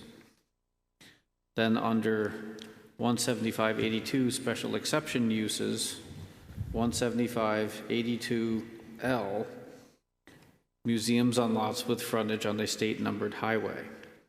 So it was my opinion that insofar as museum required a special exception use, and at the time, what was proposed for the special exception was a museum structure in the parking lot, and we were all there this evening. The zoning board at that time evaluated those special exception criteria for the museum structure and the parking lot, and that evaluation did not contemplate any accessory structures. So I'm not going to get into the court cases. I'll let town council and the applicant sort that out. But to me, it was very clear from the get-go that site plan review would be required because it was an expansion of a non-residential use. And therefore, as it's not a residential use, therefore not a permitted use in the residential zone, the special exception would be required for accessory uses or accessory structures. And this is only an accessory structure, not an accessory use, because it would be an accessory structure in support of or incidental and subordinate to a special exception use. But that is why we have the administrative appeal. I have a question for Randy. Is the use of these buildings, saying special accessory use, is this for boats that are owned by the museum, or are these things going to be rented out to people to? We indicated in the application, I believe, but if we didn't, I'll represent now, that this is 100% museum property to be stored there. There's no maintenance that's going to go on. There's no water. There's no sewer. It's strictly storage of museum property and exhibits for the museum. Thank you. And I'd like to go down that road, but I don't think that fits under the argument we're having presently. That would be if we decided to hear the special exception, those types of questions. I have a list myself.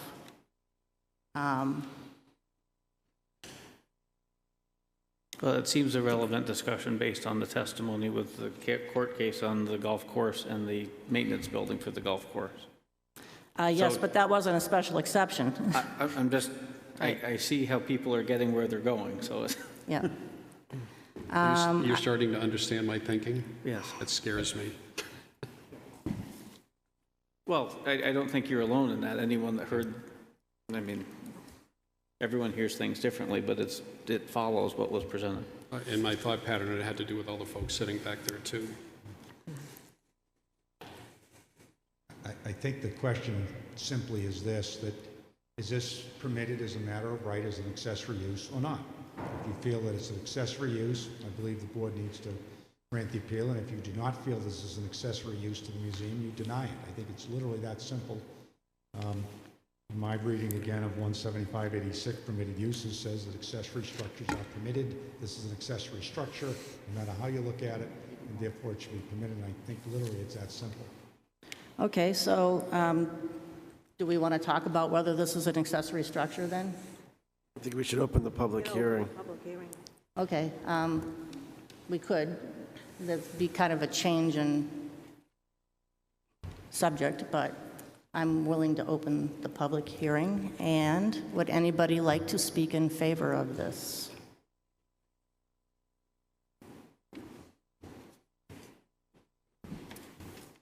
Good evening. My name is Martha Cummings. I'm the executive director at the New Hampshire Boat Museum, and I am here to speak in favor of our storage buildings. They are meant to store our permanent collection of the museum, and that is all. And that's all we're looking to do. So, thank you. Okay, I have a couple of questions. How many boats does the museum own? Not kayaks and canoes, but, you know, boats on trailers. Sure. We have over 40 boats in our collection. And where are they stored now? Is that relevant to this particular? I think what it we're is. asking? Okay. They're stored in various locations because we do not have a place to put all of our boats. Maybe somebody else can answer this, but so you have the museum there, and I've never been in it, I'm sorry to say, but I have seen pictures, and it looks like it holds about 2 boats. So how often do you rotate the boats in there, or maybe it holds more than 2 boats, I don't know. How often do you rotate the boats, and how often do these boats come and go out of the storage? In our exhibit hall? Is that like in the museum itself? You mean on display, the exhibition? Right. Is there some other reason you would own the boats? I'm just wanting clarification. So in our museum exhibition hall, the barrel round building, we have several boats on display. We do rotate them biannually. In the wintertime, we have to store some of our community sailing safety boats in there because, again, we do not have the adequate storage space for our collection care. What is a community sailing safety boat? I'm sorry, our boats that we use for patrolling the sailboat program. The what program? The sailing program Okay. with Wolfeboro Parks and Recreation. I think we're getting off track here. Yeah. Well, no, actually, we're not, because then, you know, I'm kind of going down a road of to what extent is that a use rather than storing for the museum, because this museum have a special exception for that property for museum use. Now, you know, a little bit of other uses is not, you know, incidental, de minimis, you know, that's fine, but it really does depend on the scope of what other uses are being used on the property besides storing for the museum or other activities you might do. I don't know whether you do the old boat races with these boats or... So our mission for the museum is the preservation and inspiring an understanding of the fresh waterways of New Hampshire and the boating heritage and the lake culture.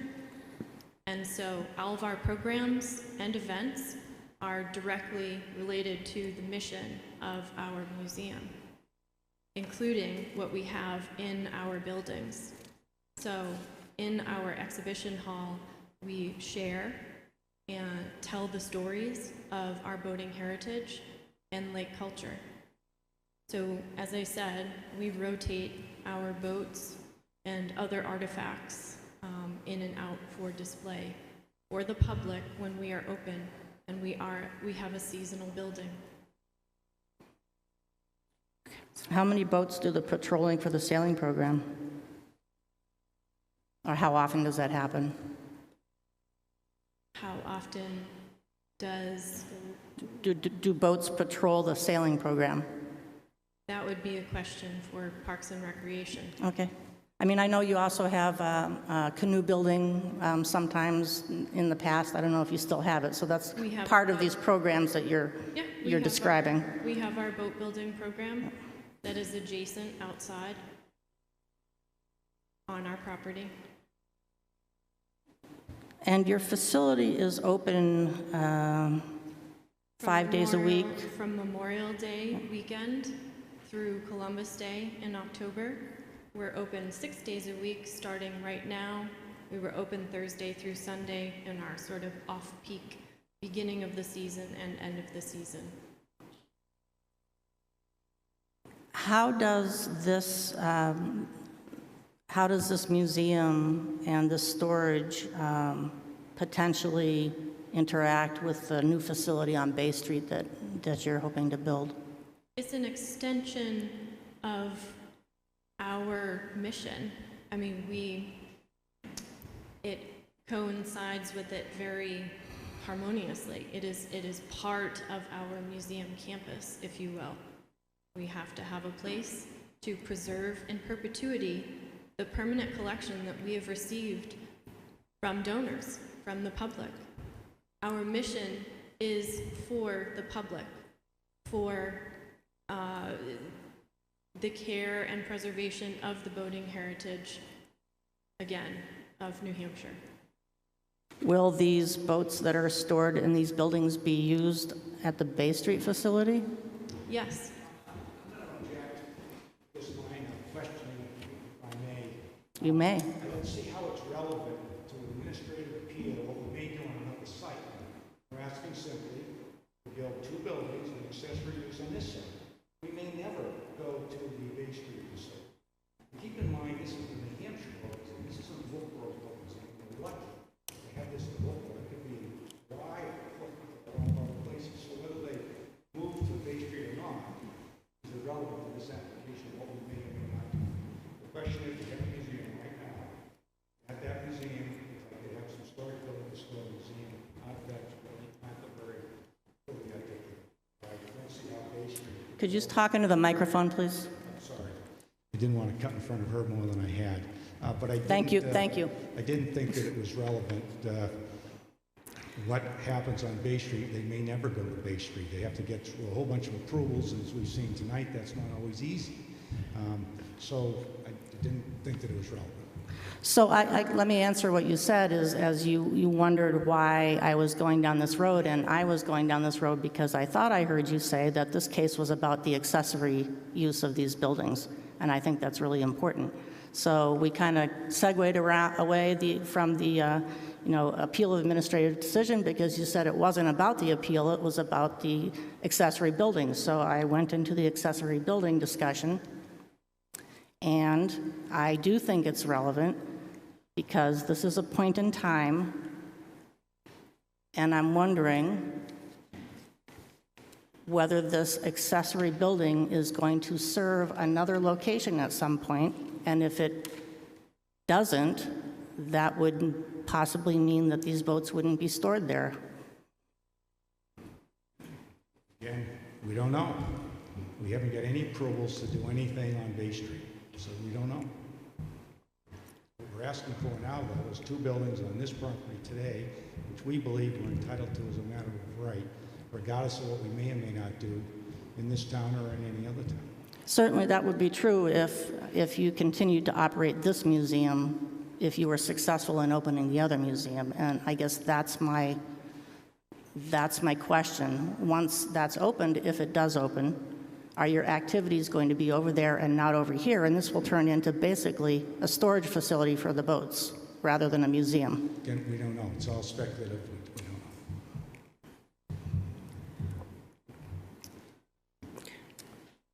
don't know. In favor? Good evening. I'm Dr. James Farina. I reside in East Wakefield, New Hampshire. I'm a member of the museum's Board of Trustees. I chair the governance committee and also chair the community sailing program that we run in collaboration with the Wolfeboro Parks and Recreation Department.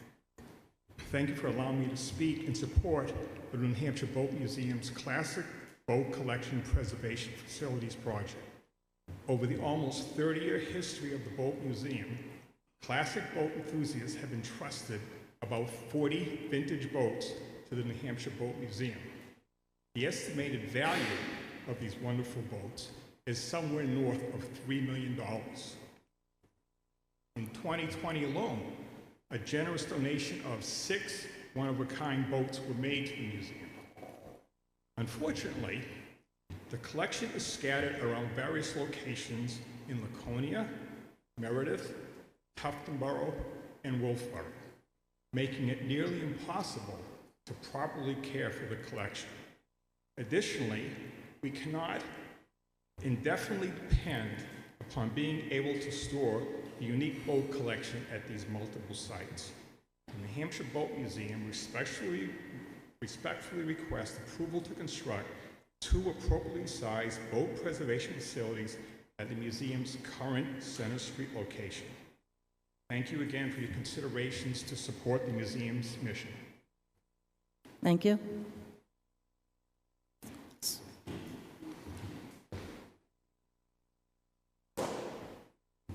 Good evening. My name is Douglas Smith. I live at 763 Beach Pond Road. I've been a volunteer at the New Hampshire Boat Museum for a few years. I'm a member of the committee that's actually responsible for the maintenance of building and properties and for the design and construction of these 2 new buildings that we're trying to get permitted. Others have spoken about the needs and why we do need them. I'm sorry, would you mind moving the microphone up a little closer to you? Thank you. So other people this evening have spoken and will speak more about why we need these 2 buildings and all of the boats that we have that we need to take care of. I wish to make it clear that what we're planning to do here is really very low impact on our land and on Moose Point Road. The design of the buildings is such that we're going to stack buildings one above another on some special racks. So we're going to double our capacity basically on the same footprint of the buildings. So it's going to allow us a lot of storage, but that's already been addressed too. Buildings will be set back approximately 20 feet from the road, so they're not going to be crowding that. Also, the boats will be entered into these buildings or removed very rarely because it's just off-season storage or when they're not being used in, displayed in the museums.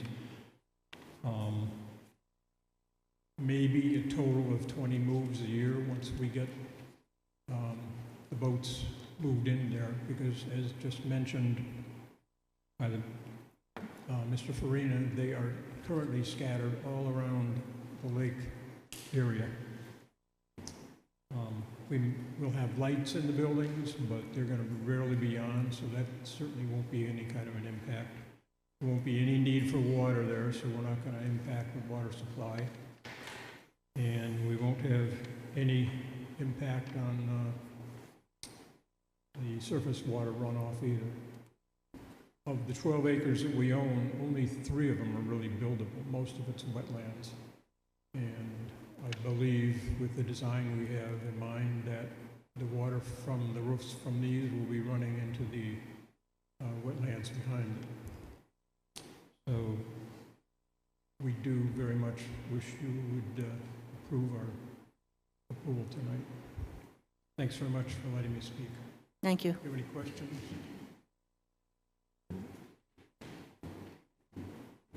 If I could just make an observation to this group, we're on the administrative appeal, so what most of you are going to say is not related to this application. It's a special exception if we get that far. So we're straying off the We're going back to the administrative appeal now? So I just pass that along. I'm happy to have them come up, Okay. but they'll say the same thing on the special exception if we get there. Do the board members have, well, we can have, no, we can continue the public hearing on the administrative appeal. And so anybody else in favor of the administrative appeal? This is like the, the bride and the groom here. My name is Donnie McLean, 445 North Main Street. I am in favor of this appeal. I've been volunteering with this museum since it came to Wolfeboro. And I guess the point that I would make is this. They are a wholesome, integral part of the community. And as you know, they work with the town on other projects, and they need the space. But more importantly, they have done nothing but improve the property that they have since the day they moved in. And they continue to do that to this day.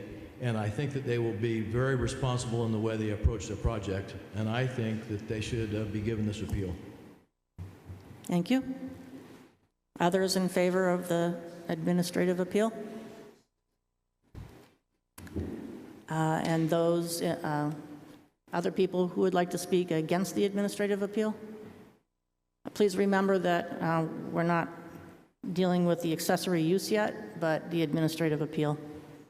Well, you just made my point for me, Madam Chair. It seems to me, to Mr. Walker's point... Could you please move the microphone closer to you? Thank you.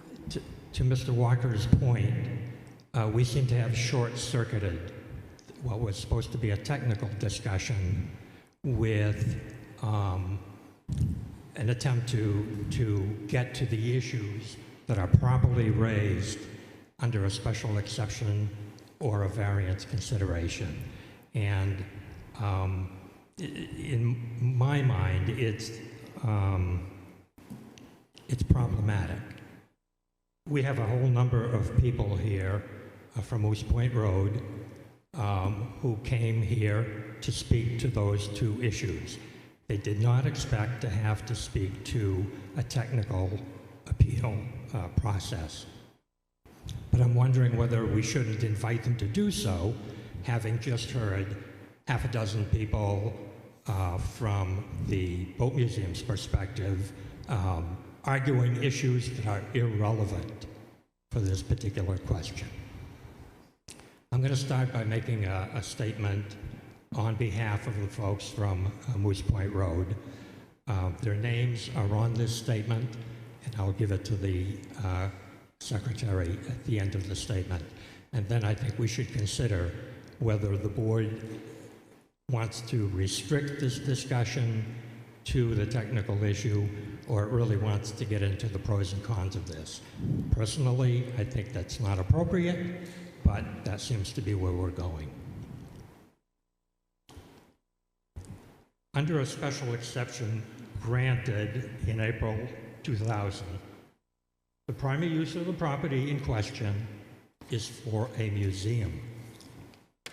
The essence of the Boat Museum's argument in this appeal is that once it, or any other applicant, is granted a special exception in a residential zone, that property owner is largely free to use the property as though the owner actually enjoyed a residential use. In this interpretation, commercial scale uses, such as large storage structures, are converted to innocent uses, analogous to mere residential garages, and therefore exempt from oversight by the town. Today, the museum proposes to build two 6,000 square foot commercial style structures. Under the interpretation of the ordinance that the zoning board is being asked to accept, the museum could, based on the size of the property, add a total of 4, quote, accessory structures to the property, with the town having no say in the matter. The logic of that interpretation applied not just to a museum use, but to presumably every other permitted use by special exception, and in every other zone where special exceptions are available, suggests that the town loses a lot of control over what happens on a property once a special exception is granted. It should escape no one's notice that the museum has just recently announced plans to break ground on its Bay Street property, where, in the normal course of events, the primary museum function will soon be moving. In other words, the primary use on which this appeal is based is about to go away for this property.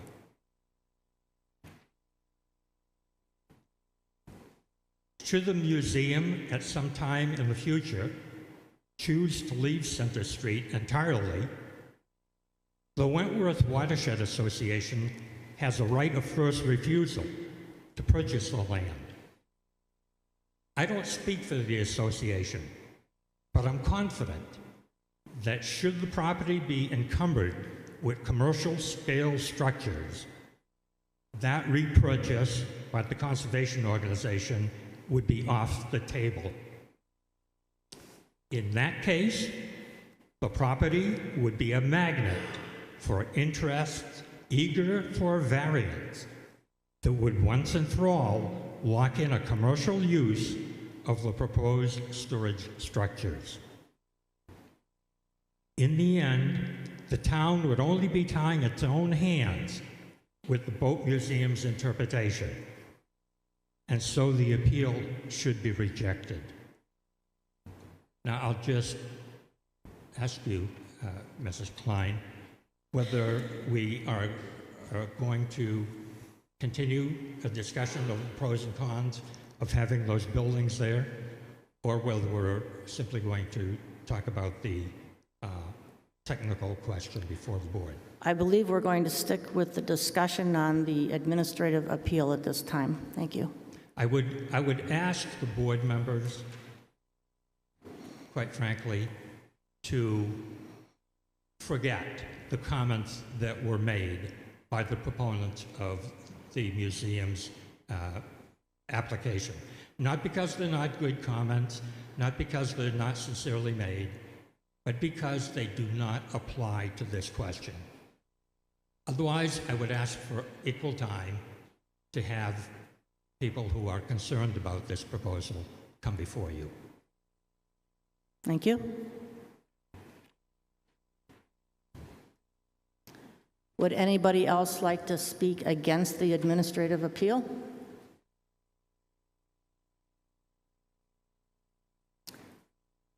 Board members, would you like to start discussion now before closing the public hearing? Or are you in favor of Tavis? Just one point of clarification, something I think it needs to be clear for the board. There was a comment suggested that if the appeal were granted, the town would absolve itself of any review, and that's not entirely my position, because site plan review is still required for expansion of a non-residential use. So if the appeal is granted, it may absolve future accessory structures. Should the appeal be granted, it may absolve future accessory structures from needing a special exception for special exception uses, but it would not remove the need for site plan review. So I just want that clear in the board's mind as you consider the application.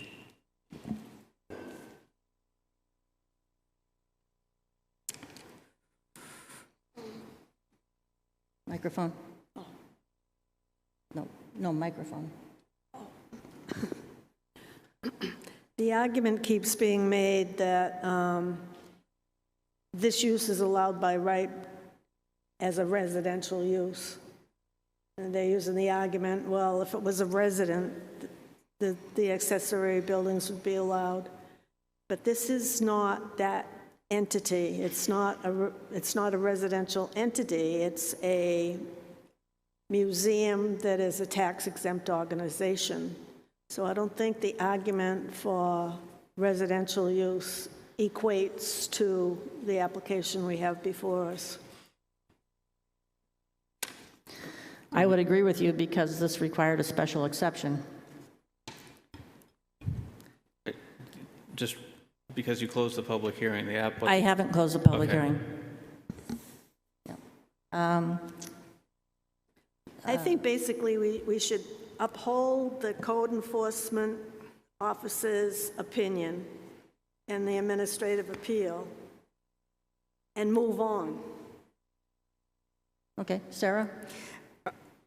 That was basically what I was going to say. I think we, unless we wanted to stop and go to an attorney's opinion, which would delay things, I'm not convinced that it is accessory use by right with a special exception. I think the use was given by special exception, so if they want to put accessory in there, that should be by special exception as well. That's just my opinion, and I think Suzanne has a point. I think we should go ahead and support this and then just move on to the next step. Looks like Luke's nodding his head. I agree. I think this should be a special exception. I think that's where the argument is, that's where it should be going. Tim, comments? I agree with Luke.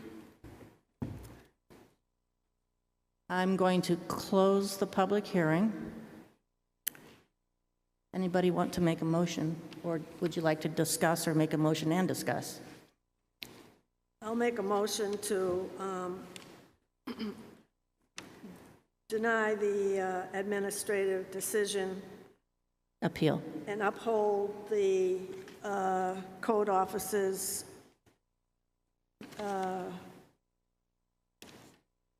statement as to why he wrote his denial, and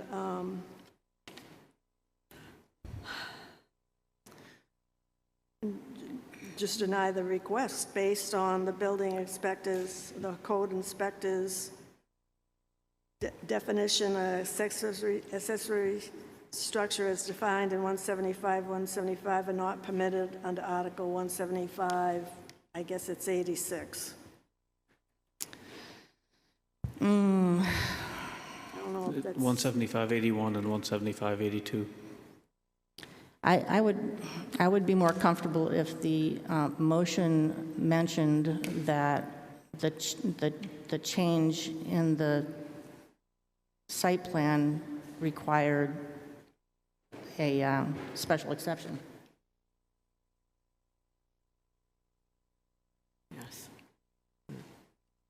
I don't see the need to get into that portion of the history for this purpose.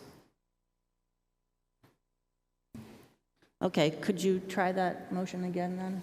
Yeah, to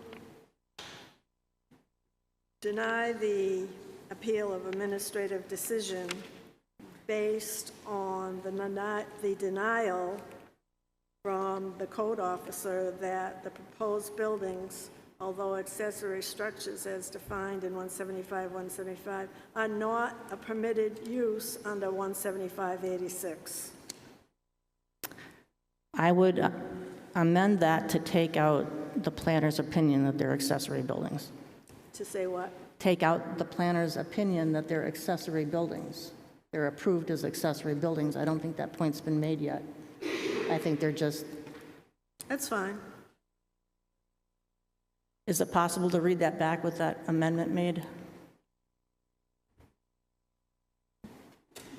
Well, with the amendment made, what I have is deny 09 AAD 21 based on the code officer's opinion, but not based on the opinion.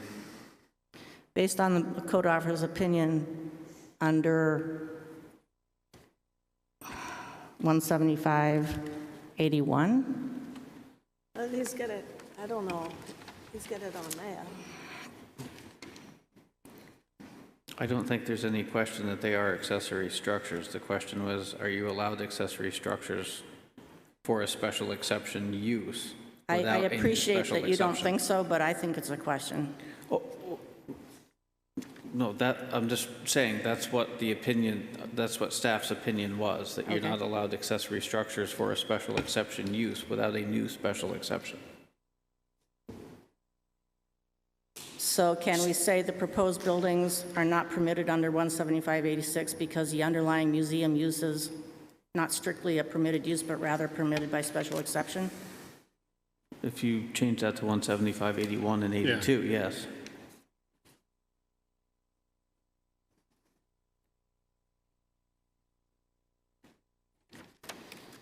I'm sorry, I took over your amendment.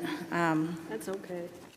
Would you read that back and see if Suzanne likes it? I'm not even sure what I heard yet. Well, I was reading from this 175-86, but it seems as though it's 175-82, which I was trying to look up. Which is what, residential zone? Correct. That's the only Okay. difference between those two areas. The 175-82 talks about special exception uses, and that's where you get to museum. Under 175-81, there's permitted uses in the residential zone, where it talks about accessory uses and accessory structures. And the staff determination was you don't get accessory uses or accessory structures by right for a special exception use. It requires a new special exception. Then that was appealed to see if the board believed that an accessory use or structure for a special exception use was a permitted entity. Okay, so my motion is going to be what I said about the denial, and I just want to put the correct number in 175-82.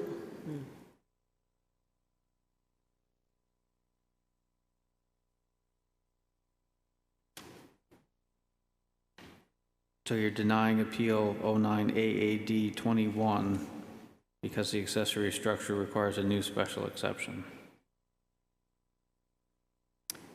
I'll second that. Okay. All in favor? Aye. Aye. Aye. Tim? Opposed. Okay. Okay. So,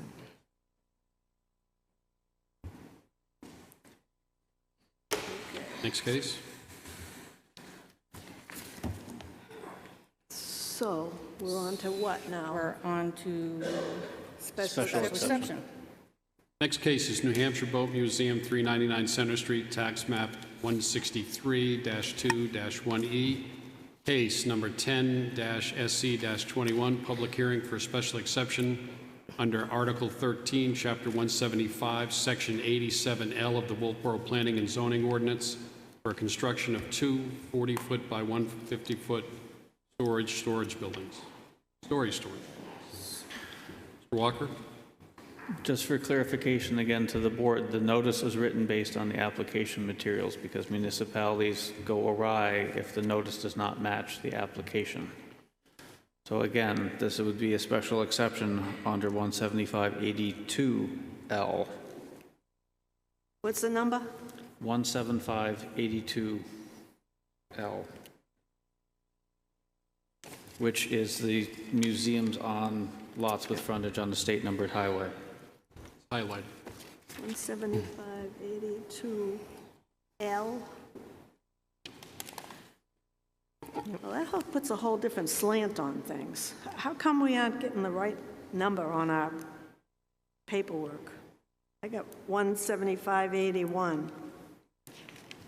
Well, because Back of that page. 17581 is the I mean- permitted uses talking about accessory structures. So now they're looking for the special exception. I get on the code office is 17587L. Because that's what I just explained to the board. That is what the applicant asked for. I'm clarifying to the board that the zone is actually the residential zone, not the general residential zone. Again, the general residential and the residential have the same use categories as permitted and special exception uses as it pertains to the particular property. Excuse me, Madam Chair, Yes. Yes. is it not now appropriate to mention the site walk? Yes. Thank you. So do we have the corrections on the application and the announcement of the case correct now? Okay.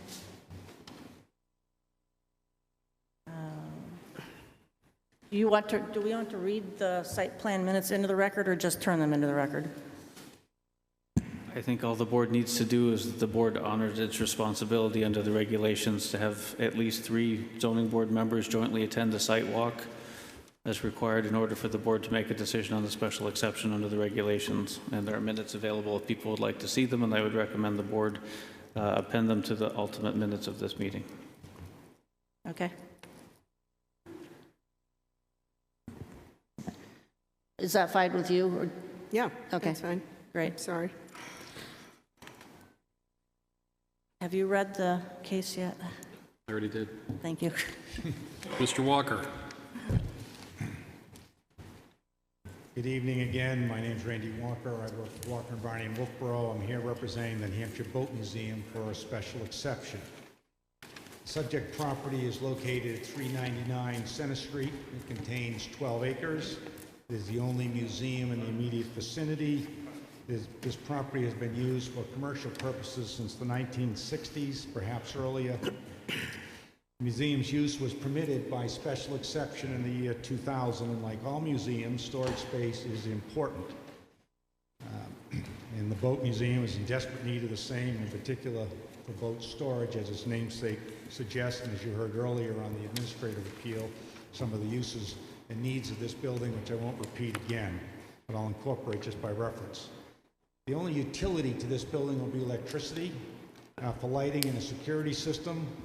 There'll be no boat maintenance in the building itself. It'll be used strictly for the storage of museum property or property that is entrusted to take care of. Let me get right to the criteria. Number 1, site suitability. The Boat Museum sought and obtained a special exception in 2000, has operated the museum there uneventfully for the past 21 years. There's ample... Can you get closer Sorry? to the mic, please? Yep, Thank happy you, to do Randy. that. Perfect. The Boat Museum has operated this property uneventfully for 21 years, since the year 2000. Its access is from Center Street, which is a state highway. The proposed building area, as you saw at the site visit, is level. There are no environmental constraints to the area that they propose to construct on. Number 2, immediate neighborhood impact. There will be none. Boats in the museum property will occasionally and infrequently be dropped off or picked up at the buildings, as someone has already represented, generating no appreciable traffic. The proposed use is for storage. It will create no noise, vibration, dust, glare, heat, smoke, fumes, gas, or odors, nor will there be any hours of operation. Number 3, there'll be no undue nuisance nor serious hazard to pedestrian or vehicular traffic because it's set well off of the road, and there is no pedestrian or vehicular traffic involved with this exception, except as innocuously noted. Availability of public services. The only public service this building needs is electricity for the lighting and security system. It's a very basic application because it's just a storage building. Appropriateness of the site plan. The plans that are attached, we gave you a perimeter survey and also a survey that shows roughly where the buildings will be located, assuming that we get approval from this board.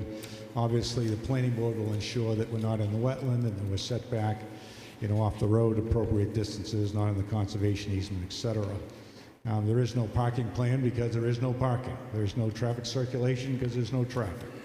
There's no fencing or screening proposed because, again, it's well off Center Street, nestled into a wooded area such that no landscaping is proposed. There's also no signage proposed either because commercial vehicles are not involved. It's just basically a building that's going to be put on the side of the existing road. Immediate neighborhood integrity will be unaffected. The properties across the street, which are Country Cabins, which is a business rents cabins, they have no objection to this proposal. The Nick, which is a large, busy, well-used and recreational facility, which we're all very proud of, and a wonderful facility, also is in favor of this project. I'll be giving you letters that support this in 1 minute. The eastern abutter to the south is the Lake Wentworth Inn. They're also in support of this project, which is a large commercial inn with significant structure in and of itself, which is our direct abutter, and it has heavy traffic and usage at that property. The abutter to the south is the Bridge Falls path, and we know that's one of the best used paths, a wonderful path, but those are all our abutters on all 4 sides. The only exception is the Wentworth Watershed Association, which, by the way, sold this property to the museum with its support. And that property is unoccupied. It is not residentially used, and it will not be affected by the addition of 2 storage buildings on the property. Impact on property values, number 7, the proposed storage building is a low-intensity use. You really can't get anything lower use than a storage building that is going to be very rarely accessed. This will not cause or contribute to any decline in property values of adjacent properties. The buildings are set well off Center Street, so when you drive by, you will probably notice them, but they are nestled in enough that you may not. And it will have no impact on Country Cabins, the Nick, the Lake Wentworth Inn, all of which have given letters of support, nor the Bridge Falls Path, nor the Wentworth Watershed Association's property. And then finally, the proposed use or structure is consistent with the spirit of the ordinance. Well, museums are permitted by special exception. It makes sense that you would permit them to facilitate and effectuate their mission by allowing to store museum property so they can have exhibits, in and out. And the proposed accessory structures are consistent with that use, and they're also in keeping with the spirit and intent of the master plan. And I don't often quote the master plan before this board, but I will today. Page 81 of the 2019 master plan says that one of the goals of the master plan is, quote, to support museum facilities and plan future expansion efforts by promoting Wolfeboro Museum Hub. And parenthetically, we obviously have other museums in town which have been supported over the years by the town, but the master plan specifically encourages museum facilities and the expansion of those facilities. And although this is not a direct expansion of the museum, the storage building will facilitate its effectuating its mission. So we believe that we meet all the criteria that are required for a special exception, that the proposed use is much less innocuous than the one that this board already approved 20 years ago for the museum use itself. We're just asking to continue on with that use by allowing us 2 buildings, which we've already talked about the size. I'd be happy to answer any questions if you have them.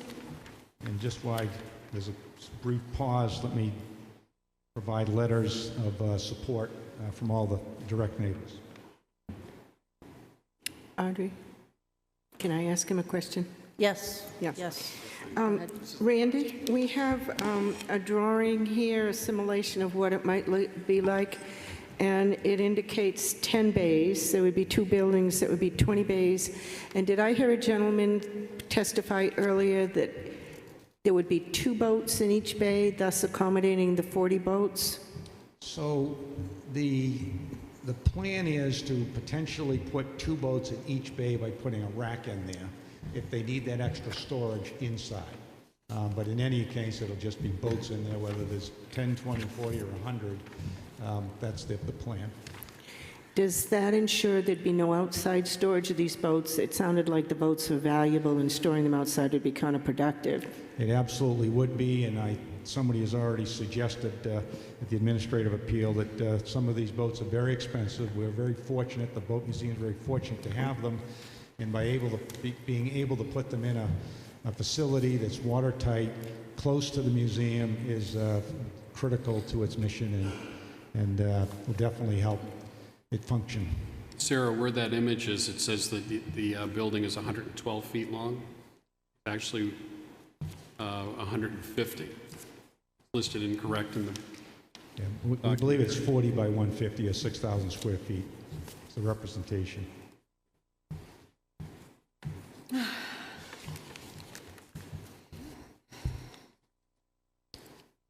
Any questions at all? Question? Clear. Yep. Go ahead. I've had difficulty doing like an overlay of what your sketch proposes and what your, I don't know what this is, I guess it's an old engineering drawing. Can't see the date, 2005. I cannot decipher, as at the site plan I couldn't decipher, really how the impact of the size of these buildings is going to have on that site, insofar as how close it's going to be to the wetland and the impact of the runoff from the roofs and the size of the building and so forth. And our application form asks for what should be contained in the plot plan or scale drawing to be up to date and dated, drawn to scale with a drawing number and north arrow, lot dimensions, bearings, boundaries, streets, right-of-way, dimensions of existing and required services, which there aren't any, but landscaping, all existing buildings or structures with their dimensions and encroachments. We don't have the encroachments. All proposed building structures or additions with dimensions and encroachments proposed on the plan, zoning envelope. We don't have, I should be able to take the proposed and lay it over the existing and come up with what I think it's going to look like when it's built. I can't do that with this. And you couldn't point it out to us where it was going to begin and end, how close it was going to be to the right-of-way, how far back it was going to set. It was all tentative. I think the plan of this is premature. So in response to that, it's always difficult for any applicant, whether you're a 501c like the museum is, or a small person, which you might see from the next application, or whether you're Eastern Propane that spent, I believe, roughly $50,000 getting plans for this board. And that's a lot to ask, and it's not unreasonable for the board to have some idea of obviously what you're voting on. But there is a significant cost associated with some of that, and if this board were to deny either the administrative appeal, which you have, and or the special exception, and if the museum were to have spent $10, $20, $30, $40, $50,000 for a plan, that would not be productive. Obviously, if this board were inclined to approve the special exception, they have to go, as noted by the town planner, to the planning board. And they would then do all these things that you're suggesting as well. Is there setback from the wetland? I suspect the building will be as close to the wetlands as it can and as far off the road as it can, but with a buffer. They obviously can't get into the conservation area. So they were just rough ideas, but you could see from the layout, very level terrain, ample space. There's 12 acres. This is not a quarter-acre lot. I'm not asking for a $20,000 or $30,000 plan. I'm asking for whoever did this could have overlaid it on a light table and shown us this on this. And we don't have that. And I don't have, even at the site visit, someone being able to put stakes in the ground and just say, from that stake to that stake, or walk us back and say, from this edge of the road to back there. I don't have that.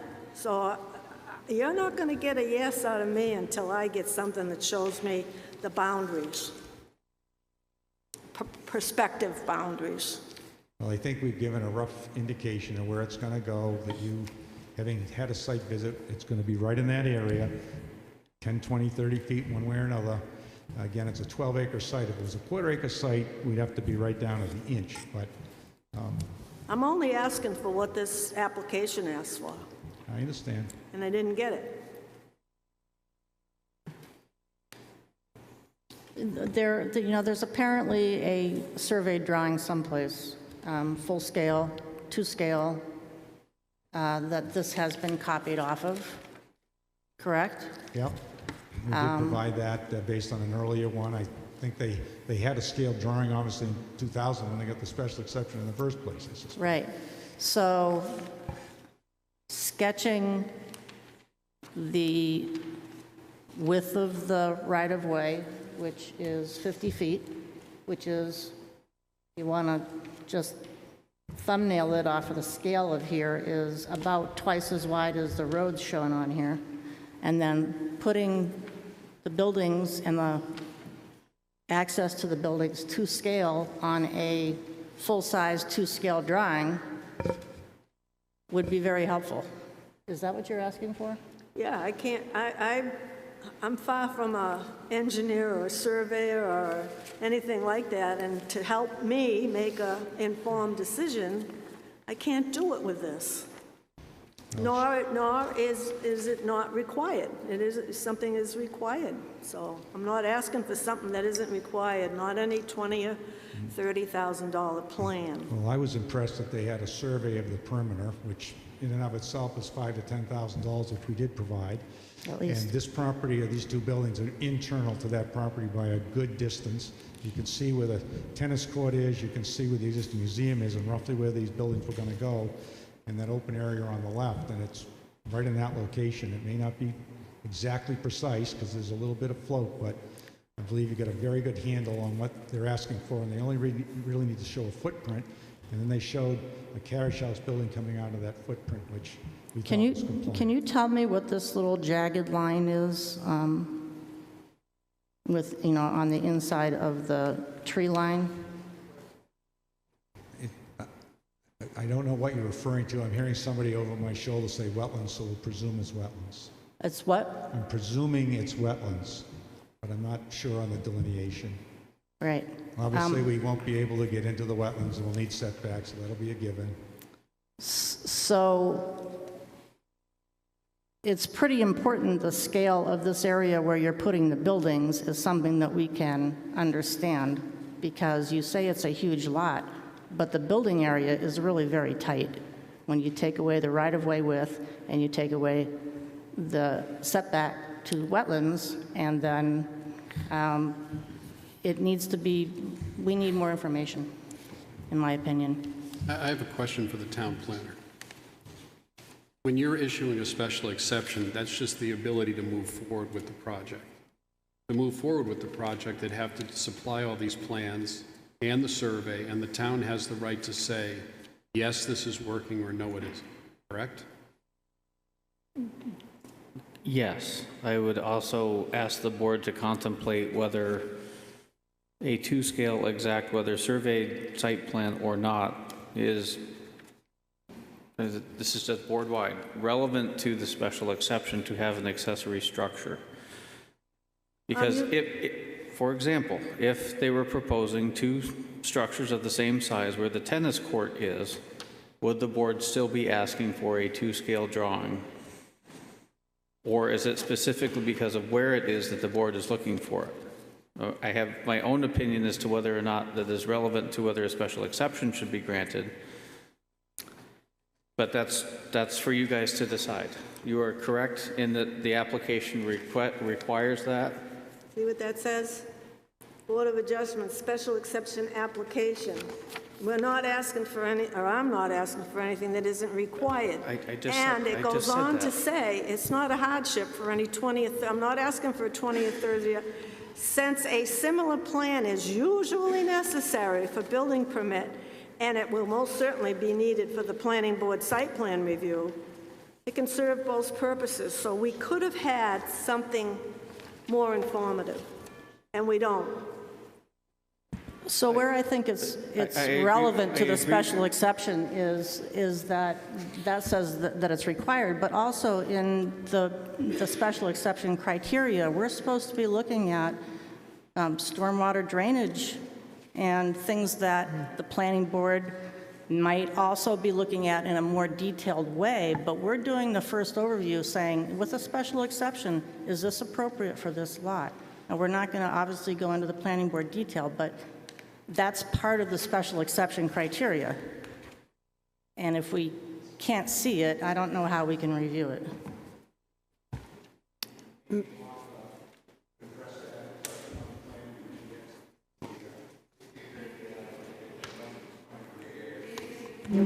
Did the battery go dead?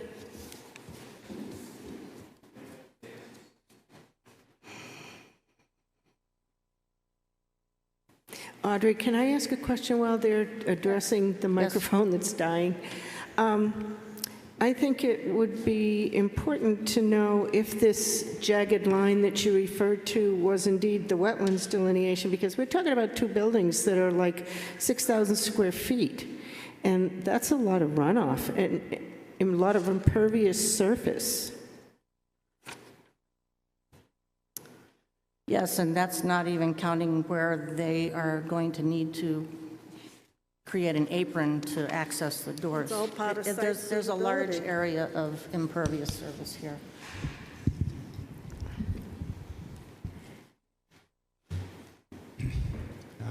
I think the mic is back on, and Bob would like to address the plan issue if he could. Bob says what? If you could address the plan issue that you're raising. Okay, thank you. Good evening. I'm Bob Sterndale, 346 Forest Road. I am a museum trustee and chairman of the site committee, which is the group that was charged with figuring out how to meet this need. The sketch that you're talking about was prepared by me. If I can answer questions about what it represents, I'd be happy to try to explain it to you. I can tell you that the letter size sketch that you have was an a zoom in on the part of the site plan that was relevant so that I could show you in a little bit of detail how things fit together. It's scaled to the extent that I could scale it with a ruler, which is to say it's not very precise, but it gives you a reasonable estimate of the size, the footprint of the buildings as they would appear on that site. Trying to draw them on the full size, the full site plan drawings that we have would have produced little tiny blocks that maybe didn't need too much to. Well, this is not full size, of course. I mean, a full size drawing would be 2 feet by 3 feet. Oh, right, it could be huge, but. Well, it could be, but it really should be printed consistent with the scale that it's drawn to, and that's what we would be looking for a proper scale drawing. That would require engineering services that we'd hope to avoid the cost of at this point in the development of the project. I believe they would probably print one of these for you because they obviously have it full scale. The engineering company that did the survey, I'm assuming has one full size. That is a site.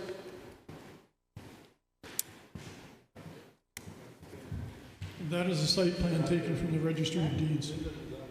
Yeah, but they're always purchased by somebody else. I'm sorry, what did you say, Bob? That site plan was taken from the Registry of Deeds, purchased from them. So what I have seen in the past is survey companies when they stop doing business, another survey company purchases all of their...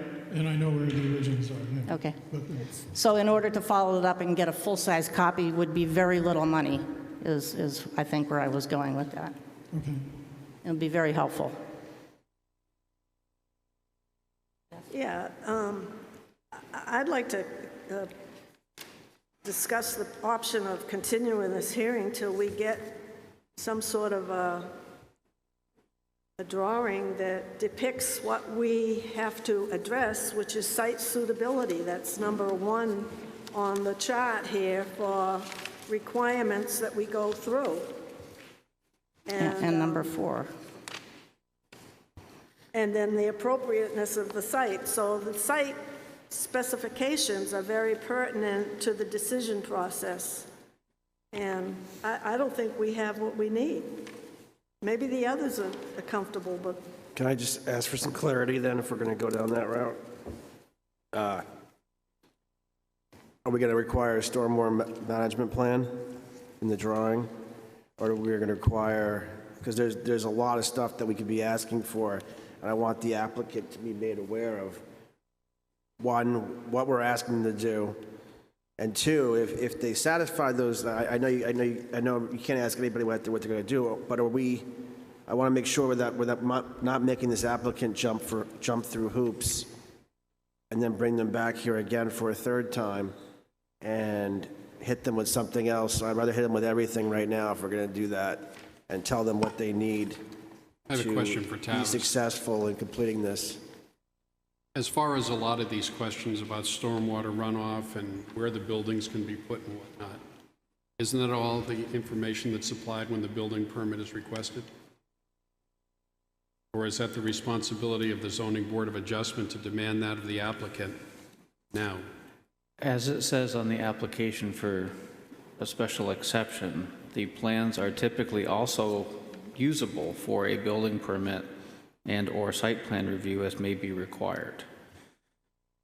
The fallacy I see in that argument is someone is not going to go to planning board with a full set of plans or apply for a building permit if they don't even have a green light to consider what they're even doing. Cart before the horse.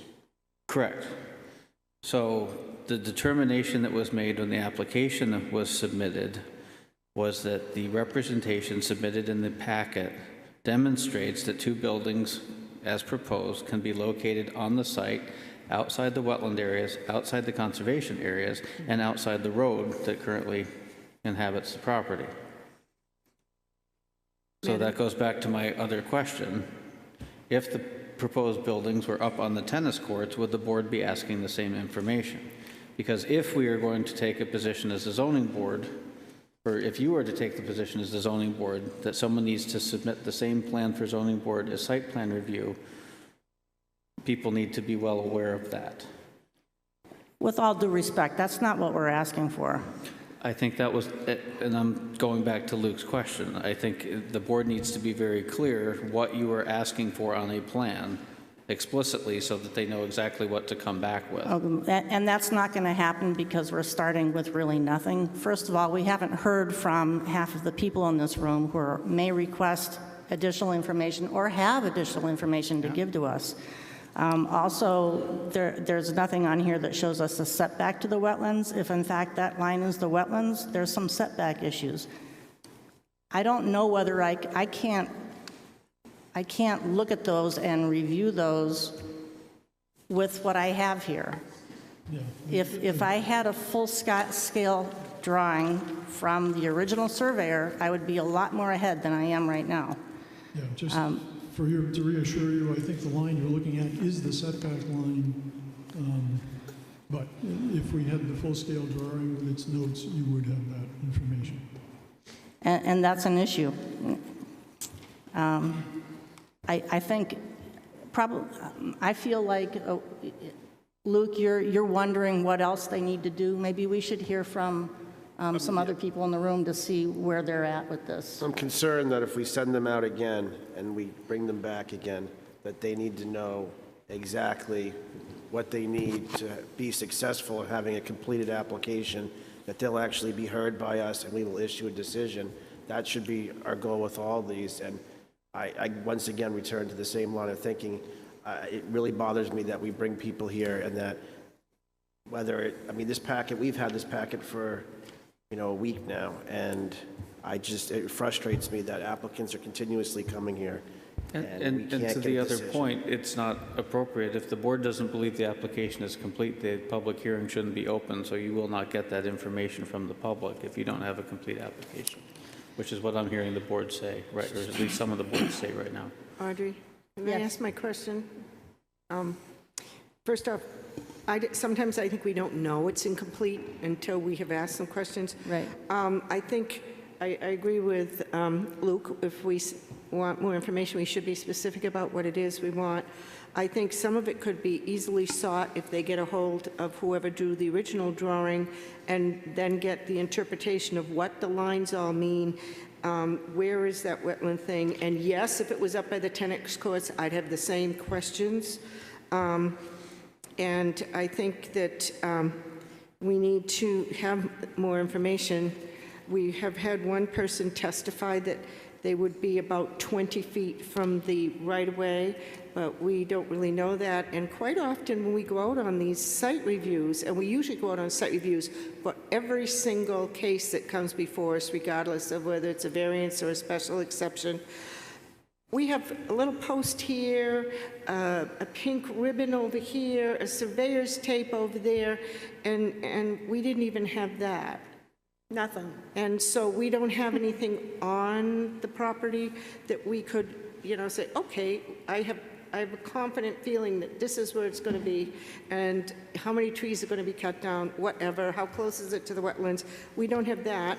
And then we have a drawing, and we have incomplete interpretation of what that drawing says, which they may be able to get the information we're asking for from the previous company that made this without investing a lot more money at this particular time, if that's their concern.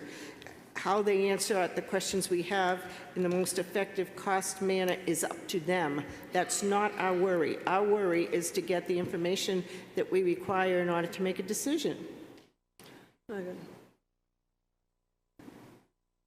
Yes, I was just trying to speak to Luke's concern about the lack of information here. We don't, yes, it's unfortunate if they have to come back 2 or 3 times, but really it's what they bring to us that makes that happen.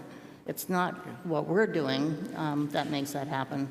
And I think we should listen Except for to the other potentially be more side. clear with our handouts and our staff advice to them about what they need to come before this board. Right, and I think we should listen to the other side before we decide what all it is that we need to know, because they may bring up other items that we feel like we need Exactly. more information on. Yeah, we can't compile Microphone. I'm sorry. We can't compile a complete and absolute list of everything that should be on the plan. I refer you back to the application. And David, if you're awake over there, hello, we've been through this, and you agreed on a couple of applications that we've had that didn't have enough technical information on the plan for us to be able to make a decision, and we were going by this. This is what we've always required. This is nothing new. So the applicant, if he complies with A to L, that's going to go a long way, and use the existing materials that you have. And I will add one other question that I would be asking, and that is the water load runoff of those roofs as to how it's going to affect the site. That's not on this plan, but it would be site suitability. So anything that was referencing how that site is going to be impacted by those 2 buildings is important for us to have. And you don't need a $2,000 plan. You've got a good basis right here to spring from. And I'm sure you have very bright minds that can help you do that. Madam Chair, may I respond? Yes. The laundry list of A through L plus runoff analysis is expensive engineering work. It seems to me that you can determine whether we ought to have a right to build storage buildings on our site without all of this that's going to be reviewed by the planning board and your technical staff. You're asking us to spend a lot of money that we do not have. We don't have that kind of money to gamble with in hopes of maybe getting the special exception. Please consider what you really need and what can be deferred until the more technical reviews are undertaken. Well, I would make a motion to continue this hearing to a date and time and place certain, and to provide us with the detailed information as a minimum to what this application calls for, and to apply that information to one plan of the existing site with the proposal. The public hearing's still open, though. Yeah. and I think I if we're we- going to go that way, it's assumed that it's going to be more than one more hearing because we haven't heard from the public yet. Oh, absolutely. Okay. Absolutely, the It might public. actually do that anyway, but if we hear from the public now, it might give more information to what Well, they need to bring. I'm fine with that. I'm fine with that. I guess, Madam Chairman, I'm concerned because you're only supposed to open the public hearing if you have a complete application. So if you're determining you don't have a complete application, you can't open the public hearing, and therefore you can't continue to a date certain. That's a Well, but we catch-22, already isn't it? opened the public hearing. We Right. didn't make any, When was the public hearing opened? I believe Audrey opened the public hearing. Okay, so then by default, you're assuming you've accepted it as complete. If we did, I don't agree with that. she was accepting comment from both sides, so I imagine she opened the public hearing. We had to open the public hearing on the appeal. That's what we opened the public hearing on. We haven't opened the public hearing on the special exception yet. We were hearing the applicant's Correct. information. You didn't? We didn't. We opened it for the appeal. We did not open it for the special exception. Okay. Fine, then I would say, I'd make a motion that the application is incomplete. Well, we'll be having Excuse another me, hearing. There'll be another hearing for sure, but we'll be getting more information. I'm sorry, we're not taking responses right now. We're trying to figure out what way we're going to go with this. And you will have a chance to speak, trust me. I'm sorry, you have to sit down. No, you have to sit down. Thank you. Okay. This is something the board needs to work out. How are we going to handle this? I would move that the application for the special exception boat museum is incomplete, and as such, that we, In the microphone. as such, we do not open the public hearing. If you're,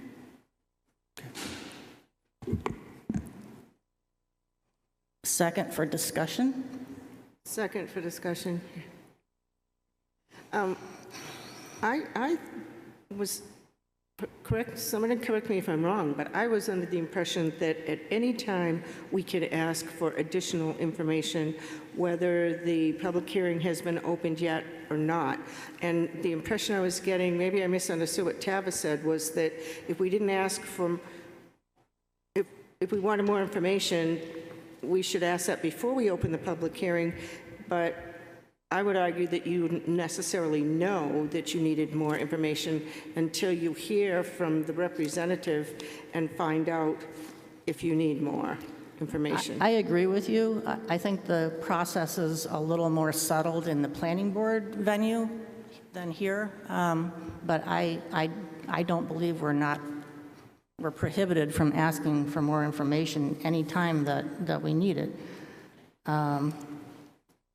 I think Although, it's true that the application doesn't meet the fairly straightforward information in the packet, which can be done with the existing survey to a great degree. The reason the process is set up that way is the board determines that you have a complete application. It's basically enough information If you think of it in a criminal case, someone is accused of murder. Is there enough evidence? So you go to grand jury and you establish that there's enough evidence to open the hearing. The hearing in that case is a trial. In this version, it's a hearing. So once there is a complete record, both the applicant and the public have the opportunity to add, amend, or discuss or present relevant testimony to counter what is in the record as submitted. In this case, you don't have a complete application with the motion that's on the table, to which there is nothing to balance the public comment for or against to. And that's why you're not procedurally to open a public hearing if you have an incomplete application. And the statute is very clear that the public hearing can be continued to a date certain. It doesn't say you can continue an incomplete application to a date certain. So the other thing for the board to consider is the recommendation that a new public notice fee be submitted and the meeting be renoticed. I don't care which way we do it, as long as we get a plan that depicts what it is they're doing. Okay. Whether we open the hearing and continue it pending the information we need, or whether we don't open it and say the application is incomplete. I personally don't care which way it goes. Either way, it's going to get us the result of a plan that shows what's going to be on the ground. I think I heard you say we can't continue to a date certain if we have a complete application, and I don't agree with that. Because the statute speaks to continuing a public hearing to a date certain. That means the applicant doesn't have to resubmit. Yes, that's correct, but I thought I heard you say we couldn't continue, and I don't believe that's correct. I don't know if you can continue a project that hasn't been deemed complete for board consideration, because you don't have anything to continue effectively. So, Double talk. Yeah. It's like double talk. It's not really at That's all. something we have to work on as a board and get the RSAs out and ask some advice about that. But let's go back to why all these people are here.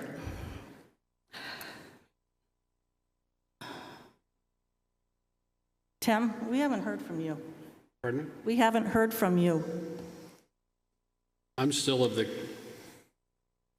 idea that this should have been passed as a special exception without all the other items that should have been brought in, because that goes to the planning board and it goes on a building permit. So if you said you have a special exception that could put 2 buildings on, and then you put the application into the building department and the planning board, and they say, well, you're too close to this, you're too far from this, you can't do this, you don't have any rainwater. I think those are the people that police all the items that we're asking these folks to do at a big cost. They're just asking for the special exception to proceed. That's my viewpoint. I understand your position, but we do have this, which tells us that we have to do this stuff. And now maybe this should be amended in some way to accommodate those thoughts. My opinion. Okay. It says facts supporting your request, site suitability, and there's a list. And then it goes on to say appropriateness of site. We don't have that information we need to make that decision.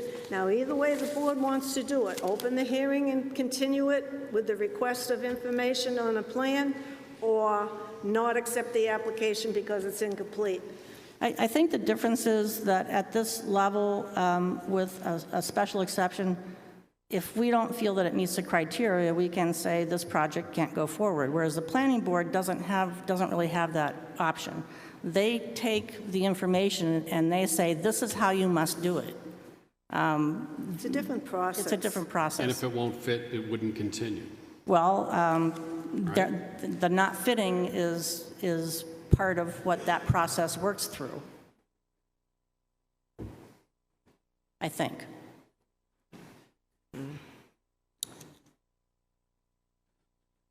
So I guess I just want to take a straw poll. How many board members would like to hear from the public at this point? Sarah? I would like to hear from the public at this point. Luke? Yes. Fine, open the public hearing and we'll hear from both sides. Yes. Okay. Let's open the public hearing. Do you want to vote on the motion before you do that? Vote, Continue to a date specific. no, Okay, I there's think a we motion can and a still second. we can still do that later. Can you take your motion back? Yeah, I'll withdraw it. Okay, I'll take back my second. thank you.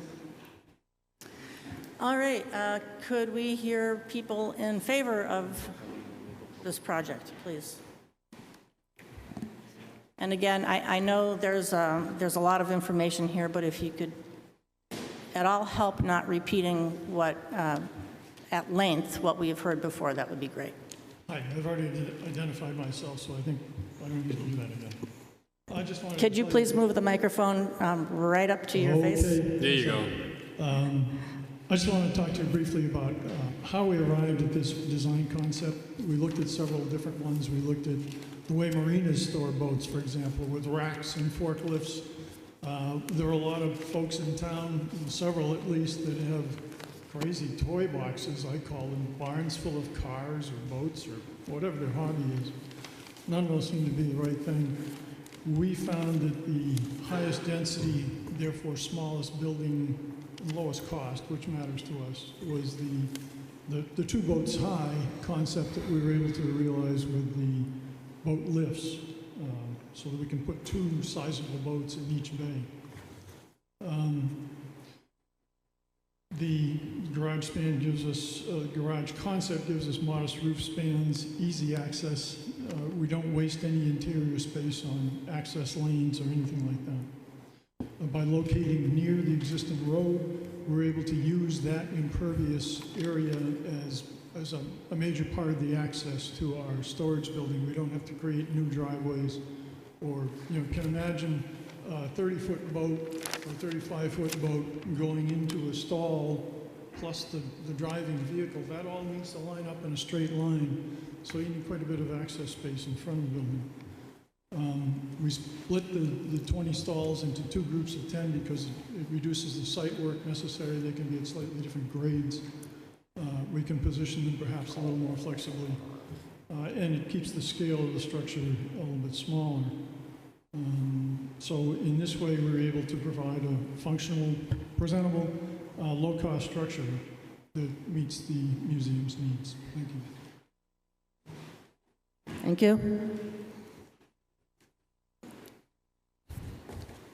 Hi, I'm Bob Conrad. I live at 165 Clark Road here in Wolfeboro. I'm a member, volunteer, and trustee of the New Hampshire Boat Museum. The solution to our 40-boat storage challenge has evolved out of consideration for the neighborhood. We started by looking at a 15,000 square foot metal building. We also considered a metal frame membrane covered building to lower cost. As you've heard, after we determined we could use lifts to store boats too high in a one-story building, we were able to reduce the footprint and move to a residential style wood frame building. To improve fit on the site, it became two carriage style buildings. Carriage style just means a group of doors, for those who've seen them before, set into the woods along Moose Point Road, minimizing the view, the profile viewed from Center Street. Alternative locations on the property were proposed to the Moose Point neighbors, all of which they declined to support. Also, for your reference, with Bob, I'm on the facilities committee. That drawing, while not full size, is to scale. It does meet the 50-foot wetland setback, and it does meet the 20-foot setback from the private road as well. We did verify those buildings fit there. It is not an engineering drawing, which, by the way, we were quoted about $20,000 to do the work that you asked, to take that out of the abstract. So I feel that the proposal that we ended up with meets both the needs of the storage requirements for the museum, as well as meets the needs of the neighborhood. We're a residents there too. We all volunteer. We all go there many days per week. We do care deeply about the appearance of this site. Thank you.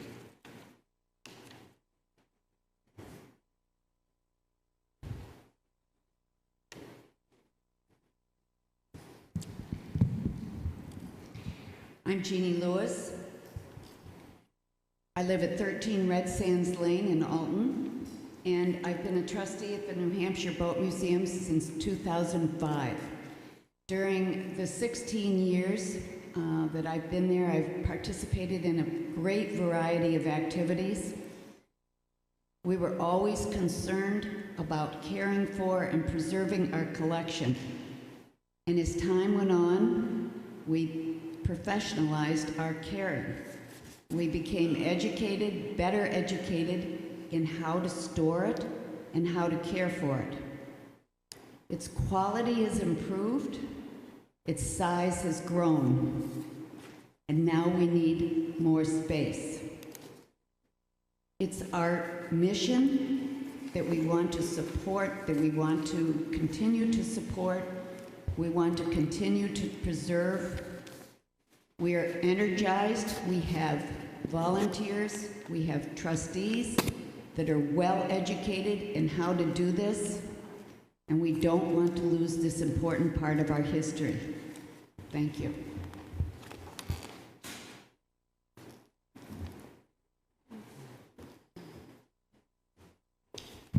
My name is Kerry Lynch. I live at 6 Prospect Hill in Melvin Village. I am the co-chair of the Board of Trustees at the museum. I've been at the museum as a volunteer for 5 years. I've been on the board for 3 years. And in addition to my board chair duties, I also oversee the museum's sailing program, which you heard a little bit about earlier this evening. The sailing program has taught around 3,000 people, young and old, how to sail out of Albee Beach in Wolfeboro Bay. We do have 25 small sailboats in our fleet that we use for instruction. And those sailboats are in need of a place to be stored. I'm not talking about putting these sailboats in the buildings we are talking about this evening, but we have an existing storage barn that is chock-a-block full of both valuable classic antique boats as well as other artifacts, which if were stored properly in a proper storage building would free up space for our sailing fleet to be stored properly as well in the current barn. So in summary, I think the buildings we wish to construct are going to help us maintain and expand some of the programs that we already offer. I'm last in line to speak on behalf of the museum, and I would like to close by urging the board, the ZBA, not to just consider this storage facility, but to also consider all the things that the Boat Museum does for Wolfeboro and the surrounding community. Randy cited the master plan. Wolfeboro is in support of trying to help museums along, and that is what we hope the ZBA can do for us. So thank you very much for the opportunity to speak.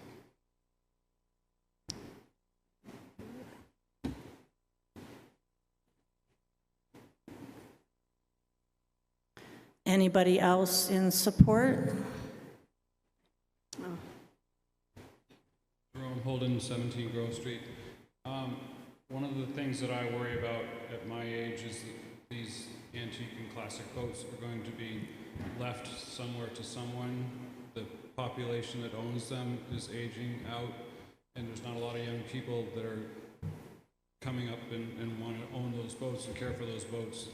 These boats are going to need to be stored for years to come. I don't think they're ever going to let go of these storage sheds.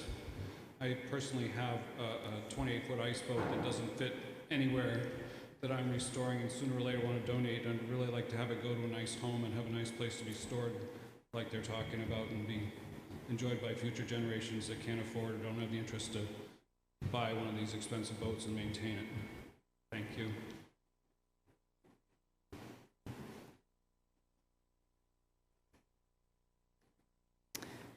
Additional people in support? Seeing none, is there anybody who would like to speak? Yes. You've been waiting patiently. We all have, but thank you for getting to this position.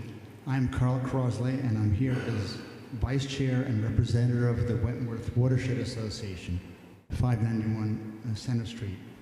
We are an abutter to the New Hampshire Boat Museum. On a personal note, I and my family have been members and participants proudly of the Boat Museum for well over a decade. I am glad that we've gotten to this position, because indeed when the Boat Museum's existence was approved on April 24th, 2000. This board said, and it's not exactly the issue, but that the addition of outside storage shall require an additional exception and review to determine if there'll be impact on the neighborhood. So this board already said we should be here 20 years ago. I have a simple and directly environmental set of concerns about the placement and structure of these buildings. I did have the opportunity to look at the documents supporting these applications, and I was actually appalled to say that there was essentially no mention of environmental concerns, impervious surface increase, wetlands, setbacks, or more. Further, the description of the neighboring properties almost makes it sound like the New Hampshire Boat Museum sits in the middle of an industrial park. It doesn't. And as you have had today, I had a chance to walk the area of the proposed boat storage sheds.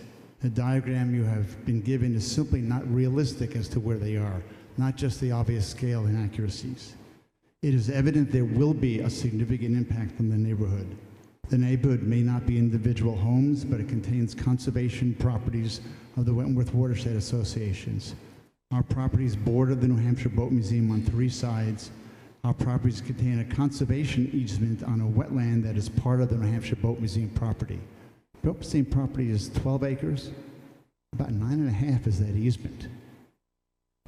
There's maybe 3 acres total that is not part of the easement, which is mostly the wetland. The easement was created by the Lake Wentworth Foundation, actually the Wentworth Watershed Association's predecessor, specifically and explicitly to protect that part of the property before it was sold to the Boat Museum. These properties provide significant environmental constraints on any project by the New Hampshire Boat Museum. This project will damage the immediate neighborhood integrity. Let me be specific. The construction and final area will necessitate the removal of dozens of large 80-year-old trees and approach, if not invade, the adjacent wetland. A wetland doesn't stand in isolation with a chain link fence around it. The adjacent forest will be destroyed in this project and is an essential protector of the wetland. These are very large buildings, and even the core footprint, much less the construction area or ramps of just one of them, will be as big as 3 or 4 homes. Take the 20-foot setback that was mentioned previously by one of the Boat Museum representatives. Add to that the 50 feet width of the right-of-way. Add to that the 40 feet of the building. Add to that the 50-foot setback for poorly drained soils in a wetland, and 75 feet setback from a very poorly drained soils. That's a lot more than the approximate 60 feet that map shows you. There is a legend on the side of the map, and although you may have to have a magnifying glass, it clearly does identify that jagged line as the wetland. The roof and impervious surface will create a massive runoff. For instance, a 1-inch rain in over an hour, and this doesn't take a $20,000 consult to find this out, will produce almost 8,000 gallons of water over that surface. That's 150 rain barrels in 1 hour. And that will go directly into the wetland. The wetland is not designed to be flooded. In addition, on the other side, Harvey Brook, which is just across Move Point Road from the eastern building, will also possibly be negatively affected, and those feed into Lake Wentworth. These concerns were raised 16 years ago when the Lake Wentworth Foundation, once again the predecessor of the Wentworth Watershed Association, sold the property to the New Hampshire Boat Museum. At that time, for environmental reasons, the LWF insisted, and the New Hampshire Boat Museum withdrew its request from the purchase and sales agreement to apply for a variance to expand its building. These concerns certainly exist today and are explicitly present in this proposal. This project clearly has a significant negative environmental impact on the neighborhood, and once again, none of which is appropriately addressed in the submission. Where these buildings are will be destructive to the wetland. When the New Hampshire Boat Museum applied for and was granted a special exception that it be allowed in its current position, its argument for site suitability included a statement that none of its activity was near the wetland. It's right adjacent to it, if not invading it right now. The placement of these structures clearly contradicts that claim. Moreover, the special exception that was granted, as I said previously, said the addition of outside storage, it's not really outside storage, shall require an additional special exception to review and determine if any new impact to the neighborhood is created. I think this is impact. Thank you. Are you going to be submitting that statement to the record?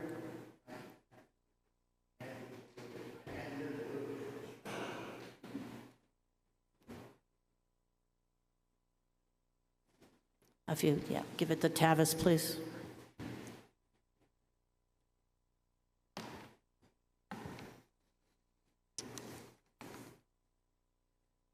Somebody else would like to speak?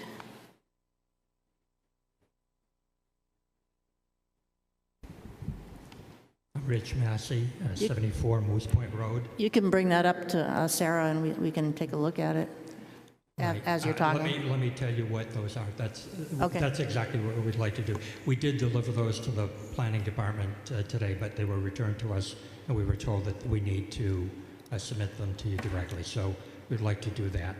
There are 3 photos, 3 different types of photos that may address some of the issues that Suzanne Ryan was asking about. There's 2 of them. There is one primary photo, which is an overhead view of the site with the buildings superimposed as best we can tell from where they would go, along with setbacks. The other photos are an attempt to show where the buildings would be located relative to the property, especially the wooded area.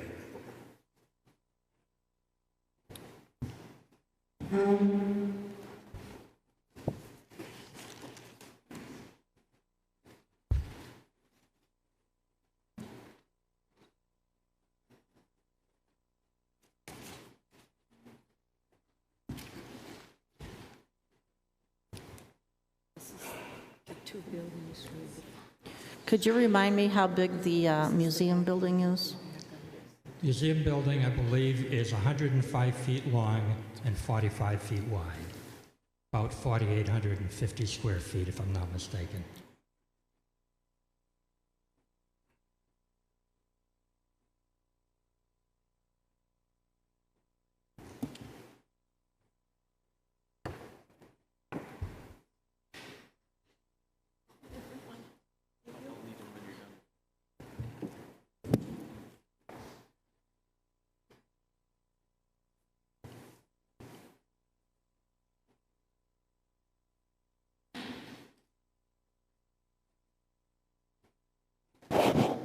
Oops.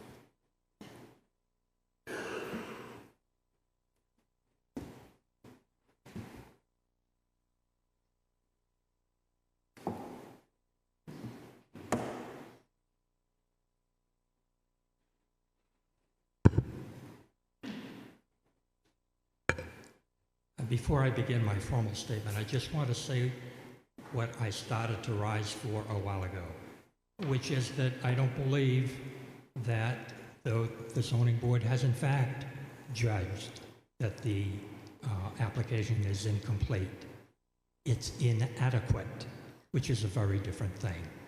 If I'm not mistaken, no part of the application was left blank when it should have been filled in. I believe the town planner endorsed the application as complete, and I believe this is not Mr. Walker's first rodeo. He understands what needs to be submitted for these kinds of events.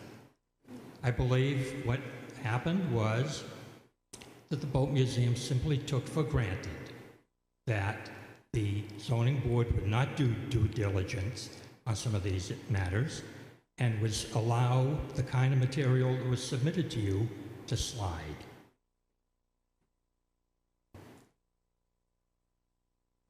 Before I begin addressing the individual requirements of the special exception, I want to explain that I'm speaking with the approval and support of the families living on Moose Point Road. They're all represented here tonight, and they will each speak on their own behalf. I want to also establish from the start that until development began on the current proposal, which would have such a significant impact on our neighborhood, the Moose Point families have lived on good terms with the museum for more than 2 decades. Many of us have been members and donors, as well as volunteers, working on regattas, boathouse tours, the auction, and other projects that have benefited the museum. We are not hostile to the museum and never have been. That said, the board will notice that there is no mention of the Moose Point residents at any point in the Boat Museum's narrative. That's not an inadvertent omission. It's a deliberate strategy, a way of signaling to the board that impacts to these families deserve no consideration. It's our sincere hope that the board will reject that view and will take our concerns and viewpoints into consideration when rendering its decisions.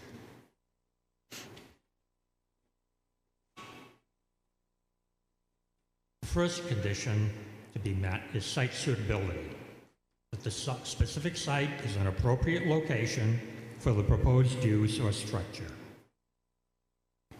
First, we need to dispel the myth that the property in question has been used for commercial purposes for the past 50 years or more. The fact is that activities at the L&A Resort transferred to the adjacent motel at some point in the mid-1980s. After the purchase of the property at auction by Alvin and Barbara White and their partners in 1984, there were several attempts to convert the site to commercial use, but all of them failed to pass muster with the town. In subsequent years, there were sporadic activities that were permitted by special event permit, but little else. After the property was purchased by Linda Baldwin in the 1990s, there were no sustained commercial uses of the land until the museum won a special exception in April 2000. That initial special exception granted to the Boat Museum 21 years ago was easy enough to accept because it made use of existing facilities. No construction or disturbance was envisioned. The museum property may be 12 acres in total, but as Carl Krause has just mentioned, much of that area is in conservation easement because of wetlands. In fact, the proposed construction site is surrounded on 3 sides by conservation land. The museum's proposed new construction, which would create 12,000 square feet of impervious roof surface, would reside in a narrow corridor between a wetland conservation area to the east and a major tributary to Lake Wentworth, Harvey Brook, to the west. Running through the center of that corridor is a gravel road that is chronically subject to damage from snowmelt and stormwater runoff. That road provides the only access to the residential properties at its end. To read the museum's application, you might think that the storage facilities are being proposed for open fields. I would refer the board to the photos already distributed.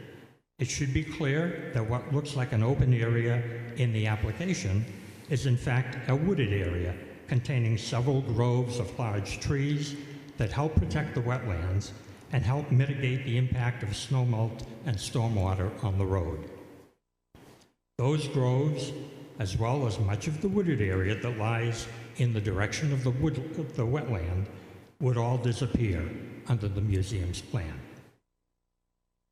Because of the reasons stated above, the site is not a suitable location for the proposed construction, and the application fails to satisfy this standard. 2, immediate neighborhood impact. that the proposal is not detrimental, injurious, obnoxious, or offensive to the abutting properties in particular, and the neighborhood in general. Moose Point Road is a narrow gravel roadway that lies below the level of Route 28. It is bordered closely by wetlands on one side and Harvey Brook on the other. And in some seasons, it can become close to impassable because of the effects of snowfall and rainmelt. The proposed garage structures would remove a large swath of woods along the road, and in place of those trees, would add 12,000 square feet of impervious roof surface to what is already a low place on the property.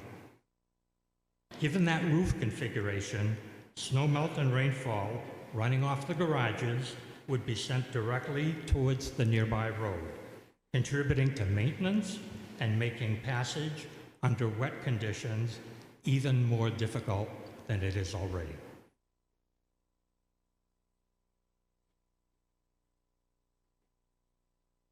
The museum makes no pretense about the fact that there would be no attempt to screen the storage structures from Moose Point Road or from Route 28. The view as you travel down Moose Point would be of 20 12-foot by 12-foot garage doors. The alteration to this part of the property would be dramatic. Because of these reasons, the proposal would be injurious to the neighborhood, and the application fails to meet this standard. 3, that there will be no undue nuisance or serious hazard to pedestrian or vehicular traffic, including the location and design of accessways and off-street parking. As already noted, runoff from snowmelt and stormwater would pose a significant threat to use of the adjacent gravel roadway. In periods requiring the movement of boats into and out of storage from 20 different entrances, it should be expected that travel up and down Moose Point Road for residents, guests, and service providers or emergency services would become a gauntlet of stops and starts to accommodate tractors, trailers, and other vehicles handling movement of museum exhibits. As we ourselves know from experience, much of the work of the museum is handled by volunteers, most of whom have, on past occasions, shown little understanding of the need of residents to use the road regardless of museum activities. Conflicts of this kind could only be expected to increase with the need to move large numbers of boats and trailers in and out of the garage bays. Because of these reasons, the proposal would be an undue nuisance and would cause serious hazard to vehicular traffic on Moose Point Road. Therefore, the application fails to satisfy this standard. Appropriateness of site plan. There's already been quite a bit of discussion about that. The site plan submitted by the museum, to put it generously, consists of 2 rectangles scratched on a survey with a Sharpie.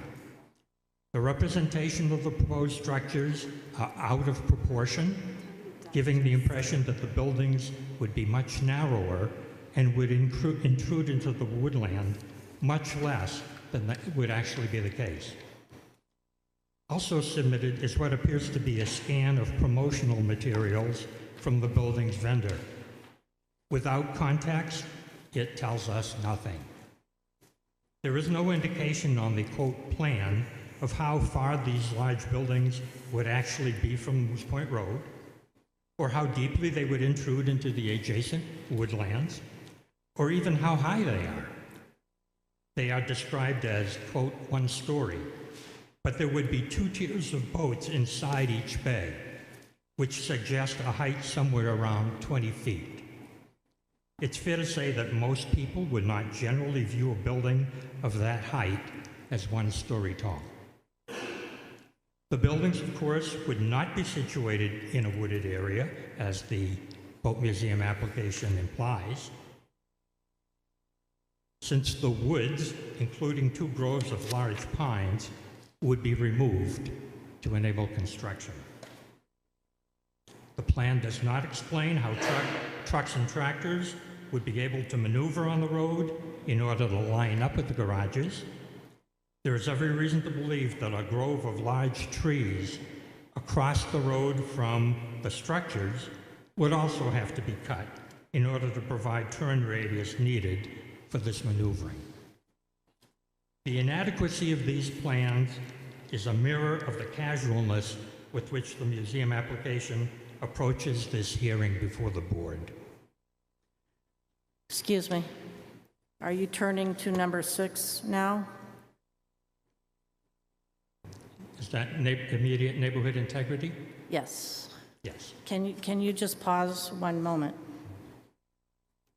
I'm going to ask the board members whether we should continue this to another meeting and either hear the last case or continue the last case as well. We have, I'm going to say, probably another hour of people who would like to speak, and then we have deliberations. So what is your opinion?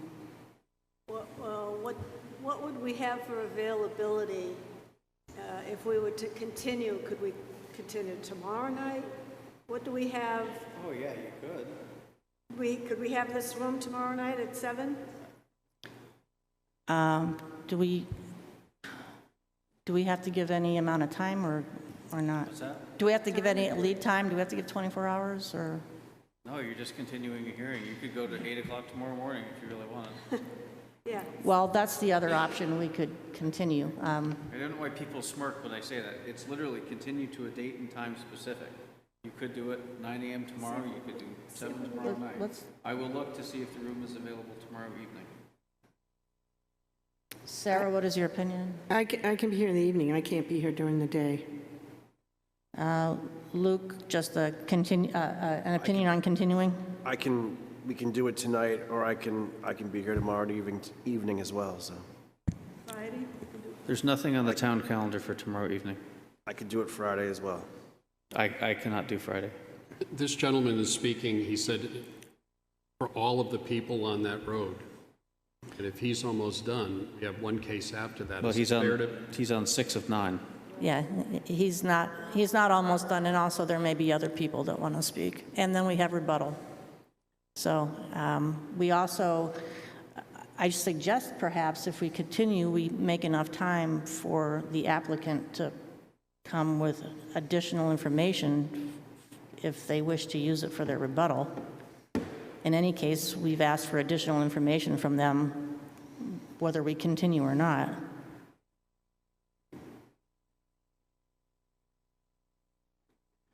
I don't even frankly know if it's legal to continue at this point, but we'll address that. I said I'm not even sure it's legal for you to continue to a date specific. Why? Because you opened a public hearing without having a complete application. I think we're good. Well, that's fine, but the board has asked for legal opinions on lesser decisions, so I'm just tossing it out there. I would recommend the board ask the applicant how much lead time they may need, and then use that as. Would you mind, well, first of all, how do you feel about continuing to another date? Quite frankly, this is our second time here. I think I speak for most of these folks when I say they want to be heard. I understand they want to be heard. Well, you asked my opinion, and I'm giving it. I'm willing Thank to you. stay. You're willing to stay? Of course. Okay. Is the last applicant still with us? Yes, they're in the back. I guess I would give you the choice of sitting this out and waiting and having us hear you later, or continuing to a date certain for your case. Prefer to go forward. Yes? Microphone? Well, they stand the chance of getting denied if we don't have the information. No, It's 11, not 10. Yeah. No. I'm talking about Well, you're talking about the campground? Oh, okay. I didn't I wish we had understand. heard them first. I have to be up at 5 in the morning. They're willing to stay. Okay, it sounds like everybody is willing to hang in there, so I would suggest that we take a 5-minute break and be back at 11:05. Thank you.